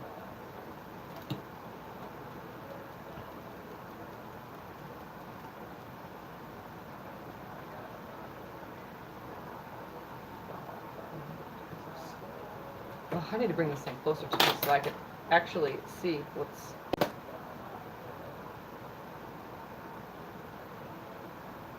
Well, thank you. But no, I don't know how to explain to people. Sometimes I feel really weird trying to express it, but when I tell people I have MS and they say they feel sorry for me or they feel bad, I've actually heard or known of somebody who's had it and had a really horrible time with it. And then when people find out mine's secondary progressive, as in my disease progresses faster, it's not just at a standstill, I'm always bad, and then I have even worse episodes while I'm bad. I usually tell people, don't be sorry for me, because medical wise, my doctors, especially the ones I've been to all these years, they're learning from me. So what they learn from me, they help with other patients. So technically it's like not a pray for me thing, you know, to get better, because I'll never get better. I'm only going to get worse. And I already know this, and I'm okay with it. I'm 100% okay with getting worse. I tell people not to pray for me because there are more, like today's, I just told you about what happened the other day with the shooting. There are more dire needs for prayer than somebody who is already accepting, which would be me. I mean, I'm nothing against prayer, because I pray too. It's like, I don't know how to explain it. I hope you guys are understanding what I'm trying to say. Hi, Michelle. You're finally here. But yeah, I don't know how to explain it. I usually tell people they don't have to pray for me. I accept the prayer, and I'm glad everybody prays for me, but you don't have to. There's more dire need for prayer for other people and purposes in this world of bad things going on, when I am 100% okay with what's wrong with me. I'm glad my doctors are learning from me. I'm glad other people are learning from me when it comes medically, as well as, you know, the things I do. It helps me, and then the things that I do for the disease I have helps others as well, because I do lots and lots and lots of things to help others and to raise money for awareness for what I have. So living with multiple sclerosis is never ever going to be fun, but I've managed to bring myself to the fact that it's never going to change, only going to get worse, but I'm prepared for it mentally. And that's where quilting can helping keep that in track. And it also keeps me off of medication. So I take no pain pills unless I absolutely have to, you know, and my doctors think I'm crazy for it, but the one today asked me, so did you start smoking, are you going to smoke medical marijuana? What? I don't need medical marijuana. That shit it stinks so horribly bad and makes my stomach hurt. I've tried it. Trust me, it's gross. It's disgusting. She goes, oh, well, the doctor now recommends it to people who don't take pain pills anymore because it's their last and final, you know, if pain pills don't work, their last and final go-to is trying medical marijuana. So, like, nope, don't need that either. Yep, having scoliosis is bad. I mean, it's not horrible. Not only do I have scoliosis, which was my early life diagnosis as a child, because I had juvenile arthritis as well. I also have kyphosis and lordosis, which is the hump back, which you guys have noticed in my videos. I have a hump back. I actually have a big bulge that sticks out it's right at the tip where my cervical becomes thoracic spine. There's two parts that bulge out, which cause it, they're permanently stuck in like this, I don't know, it's only like 13% that way, and then my lower spine sucks all the way in. So it looks kind of funny. Lupus is bad too. I've got a couple friends over the years that have lupus. The same symptoms actually as multiple sclerosis. I used to be 90 pounds soaking wet until I had kids.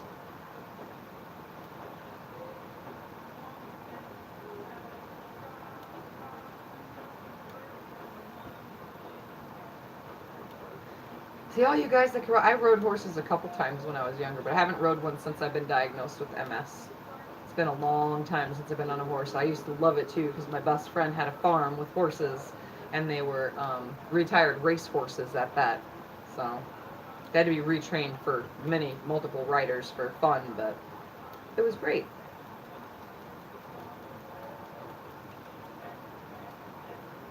You're already working, Sandy, because I'm at you now.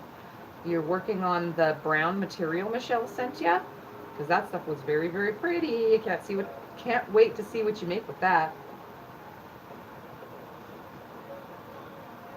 See, now you know, Teresa, if you can't do something anymore, quilting helps.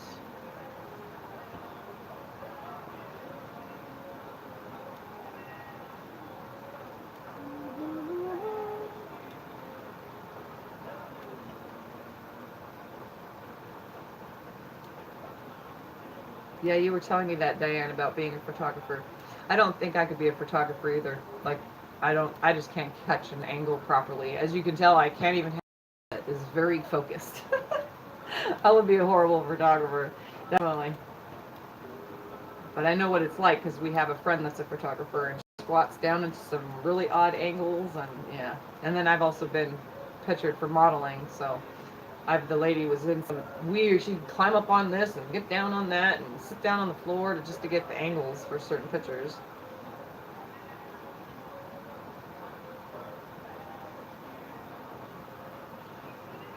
And I know you hate MS, Michelle, because we both suffer, and it sucks.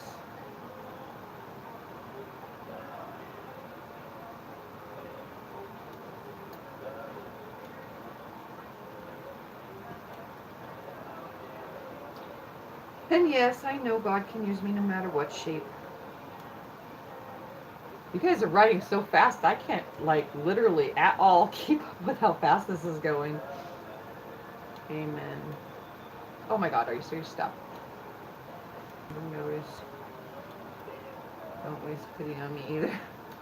It's not like, okay, back to that. It's not like I'm asking anyone to waste pity or be pitied for me or pity on me or whatever the word is, to sorry for me. I hate when, oh, I'm so sorry, I can't believe you have that, or I'm sorry that you suffer for, or I'm so sorry you have to take that, or I'm so sorry you have to go through that. The more they keep saying sorry, the more they're going to end up having to deal with something almost like it sometime in their future. You know, just stop saying sorry, look it up what it is, and realize maybe, you know, I don't know how to say it. I'm not wishing it upon anyone. I'm just saying, you know, they're going to have to go through with it sometime, and then they're going to get annoyed at people saying they're sorry for them too. Or even when, like, someone dies and you say, I'm sorry for your loss. I mean, yeah, that's the most respectful way to say it, but the ones that keep going on and on and on about it, like, I have no idea. Because when my husband died, that's all everyone did. Every time they want to see me, all they want to talk about is death. Like, I'm over it. Don't talk about it no more, you know?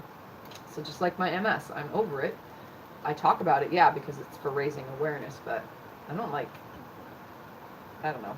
I don't know how to explain it. I'm not like whatever about it. I don't know how to explain it, you guys. You guys know what I'm talking about.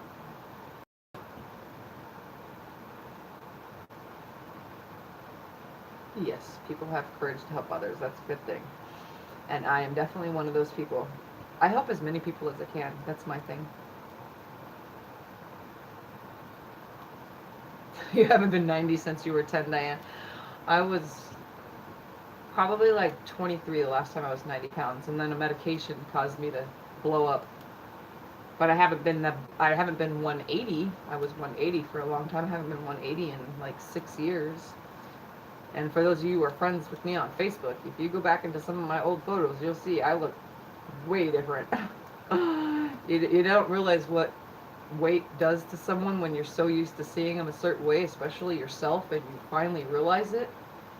And my doctors knew it. They knew something that I was taking was causing this. They just didn't want to take the steps to change anything. And when I finally took the steps to say, I'm done with the medication, it's no more, and I stopped taking it, and my body shrank back down in 3 months, and they were like, whoa, you lost all that weight? How did you do that? I'm like, I stopped taking the medication you gave me, duh.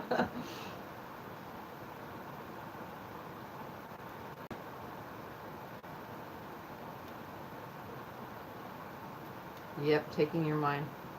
I tried CBD. My husband and I spent buttloads of money on CBD cream, CBD oil, CBD drops, CBD. My daughter even bought CBD,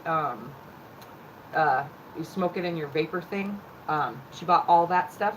None of it. It doesn't do absolutely anything. I don't even think it didn't even relax me. It was like, I think I still have the bottle somewhere, but it didn't do anything.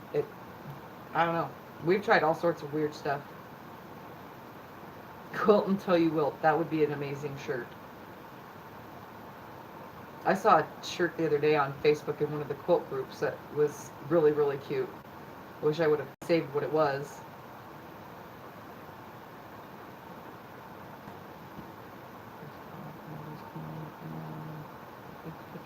Wow, everyone came from all around, Diane, to get their pictures done. I wish I would.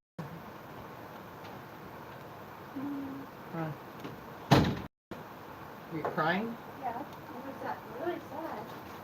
The daughter is home from the, what do they call it again? Was it just a memorial? No, somebody else called it something else. I don't know. But with a T word. me and her were friends. Weren't these, aren't those the things you let up into the air and they but float? they didn't work. Oh. It was sad. But we let up a kind of the living with everybody that was close with her, went to school with her. So I got to all the Havasu. I told everybody in my fan world exactly, well, I didn't say exactly what happened. I just said the stepdad killed the mother and daughter. It was the real dad, and he hid his real dad? The real dad. Why is the newspaper said stepdad?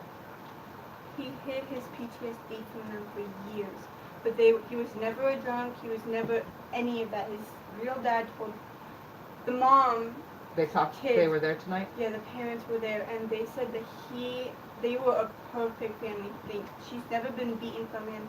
They were always a loved family.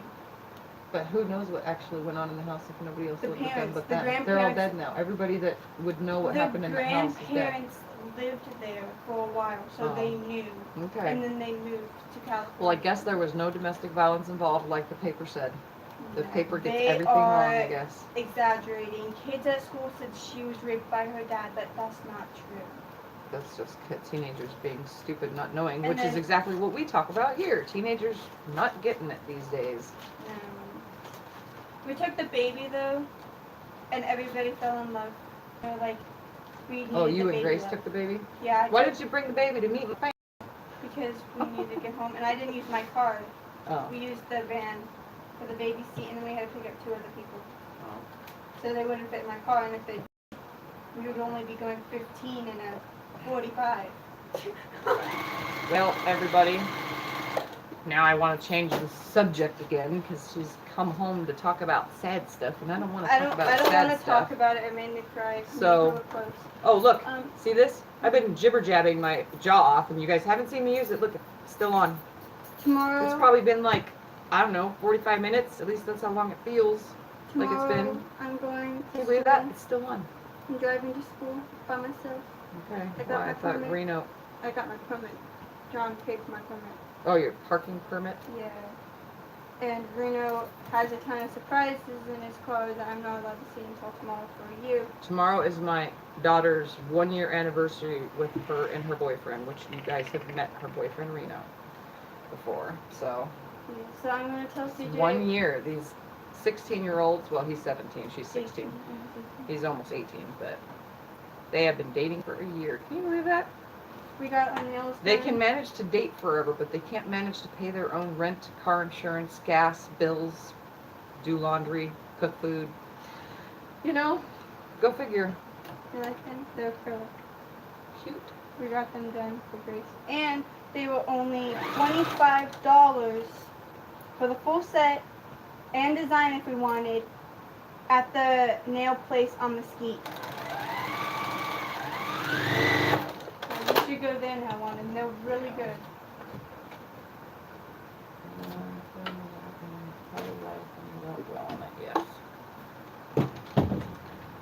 So yeah, she's back. And how long have I been on, guys? You know how I can't honestly tell, and you guys know, but I can't tell. I have tried everything.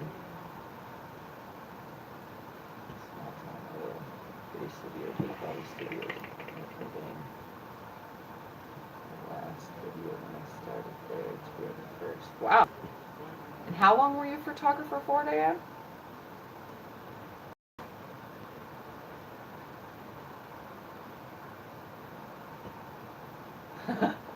That's okay, Susan, you can go. That's what the replay is for, so yeah.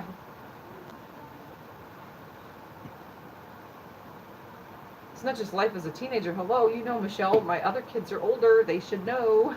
And sorry, kids, if you're watching ever, but I'm telling you, they just don't understand, like, at all. They are not grasping the concept of being an adult on their own with priorities. Priorities come first. Parties and friends and whatever comes second. And that's actually technically not second either. Priorities come first and priorities come second. Then life, other words, comes in third. Anything else?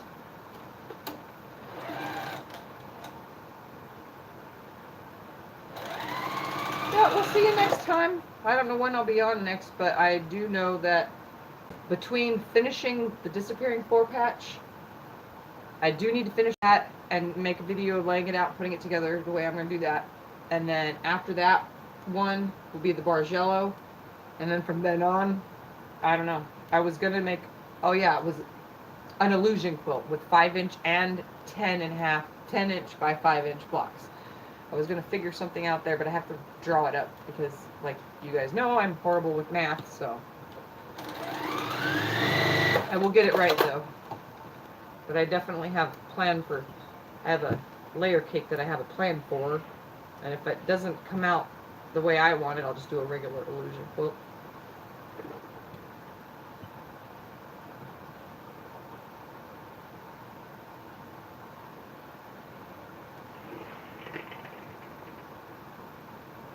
Yeah, mine have homework and chores and lots of chores.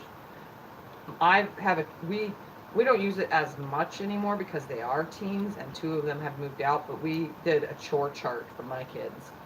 Like And even a long time ago, it was a chore chart with stickers if the job was done, and special stickers if they earned something from it.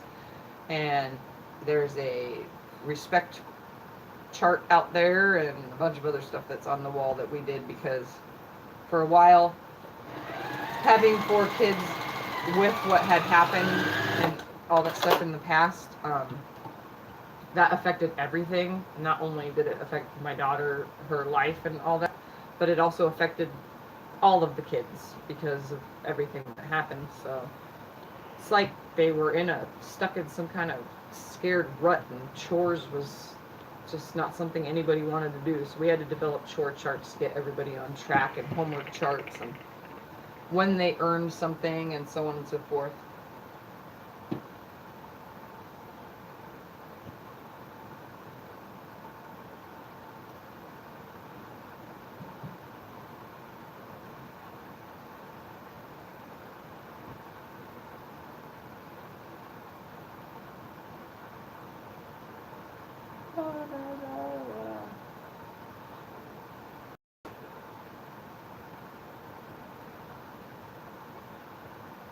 Oh, are you talking about damaging her nails from working?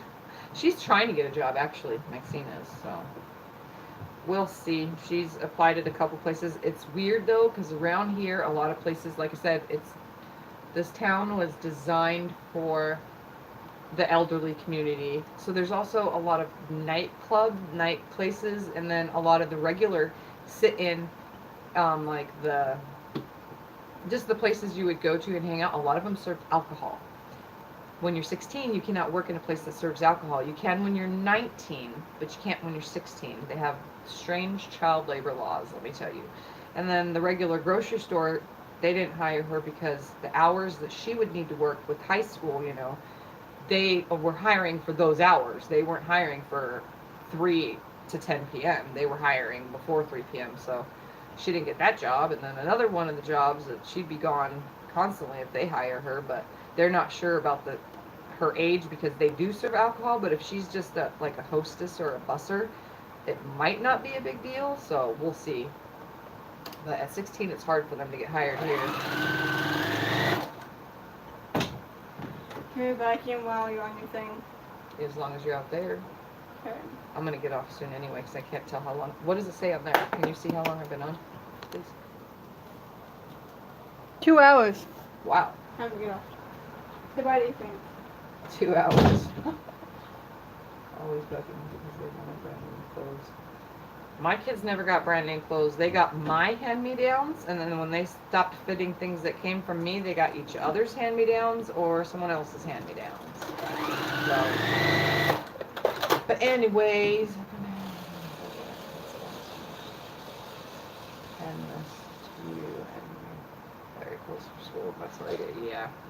And my kids now, because they changed the thing, had to have new clothes because of the school changing to needing no rips, tears, or anything, which is today's fashion. I don't understand this. Whatever's in style, just let them wear it to school. My goodness. But they have a problem with boys, I guess, in the schools around here staring at girls' boobies. I guess with any teenage boy, but whatever. Anyways, I am going to finish this little last piece, show you the pieces I made while not really actually paying attention, but paying attention at the same time. Since we've been sitting here for 2 hours and I've been chit-chatting with everyone. Yes, jeans from Walmart are great because they're cheap. They're like $7.49 or something like that we paid for my daughter's. And they're her favorite kind. They stretch. So... Yep. But I'm gonna get off of here because they're gonna run the vacuum through the house. Yeah. Even though we have hardwood floors, we vacuum because we have a Kirby and we didn't spend $1,000 on a Kirby to never use it. So they use the floor settings on it since it's a Kirby. And it gets everywhere in everything. It gets in all the cracks of the floor, let me tell you. And it does great on the carpet. So look at this. I've managed to make 1, 2, 3, 4, 5, 6, 7, 8, 9, 10, 11, 12, 13, 14, 15, 16, 17, 18, 19, 20, 21, 22, 23. I made 24 in 2 hours. That's horrible. I would have probably had more of this stack done if I wasn't talking to everyone. So I made my little hourglasses. They're super cute though, just like the quilt that they came from, the scraps from the quilt that they came from. So yeah, that's pretty sad that I only made that many. All right, guys. Yes, Teresa, the Kirby is amazing. Oh, I love it. That's why everybody has one. And I missed all you guys too. It gets so, I hate to admit it, I get so lonely. My kids are in bed usually, like, you know, during the week when I come on at night, the kids are in bed. And I'm just like in here, the husband's asleep, and I just am in here watching TV, and I'm like, who am I supposed to talk to? Nobody's up. But if I go on live, it seems like everybody's wide awake now. It's kind of funny. So I know when I need conversation and good time, as well as teaching how to make these little itty bitty things, even though I'm pretty sure you guys noticed the last time I made these little bitty things from scraps, but I guess it's okay to have good conversation, and you know, I made 24. Woohoo! So my kids do their chores now, and they, if you hear in the background, if you can hear it, they're arguing over chores right now. Yes. Yes, definitely free therapy. So, ladies, my normal spiel for all those that are new to me and my quilting life here. I'm Tiffany.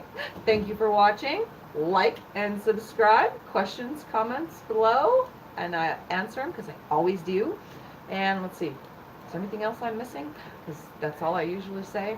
But I'm going to go, and I'm waiting to see if anyone's saying bye, because I'm going to say bye, and I will talk with y'all later. And I'm going to sit here and probably do a couple more of these before I draw up the client's quilt that I need to do, and maybe take some fabric and try this whole applique thing in the book and see the many different ways I can do it, just to make sure that I know what I'm doing before I do it. Because I know what I'm doing, I just haven't done it. So yeah. Alright guys, well, time goes up. Yes, it does go by so fast, and since I can't see how long I've been on because my screen is backwards, like you, Sandy, you're able to see because you can turn yours. Mine, I can't, and no matter which way I turn my cell phone, no matter what I do with it, it doesn't tell me how long I've been on. Even if I tap the screen or anything, it doesn't say at all. It just says live, and it has my comments, and that's it. And it has the time of the comments, but other than that, it doesn't tell me. It doesn't say how many people are viewing or nothing. I don't know if it's my cell phone, that it's just maybe because it's a not updated version of YouTube or something, but I don't know. So, all right, guys. You guys all have a great night. Yeah, we'll figure it out when she finally does get a job, how that works. So, all right, Diane, Al, Sandy, Teresa. Let's see who else. I said Diane already. There was someone else on here, wasn't there? Terry. Let's see who else. Susan was already left. And anybody else I'm missing? Good night, guys. I'm gonna go, and I'm gonna go smoke a cigarette and then come back in here and do this. So I'll talk to you guys next time I'm on, and we'll get to doing something, okay? Whether it's working on the 4-patch or the Bargello. It'll be one or the other. It'll probably be 4-patch first, though. So, all right, guys. Love you all. Peace, guys. Peace. Oh my God, stop. There it goes. Nope, that's not it.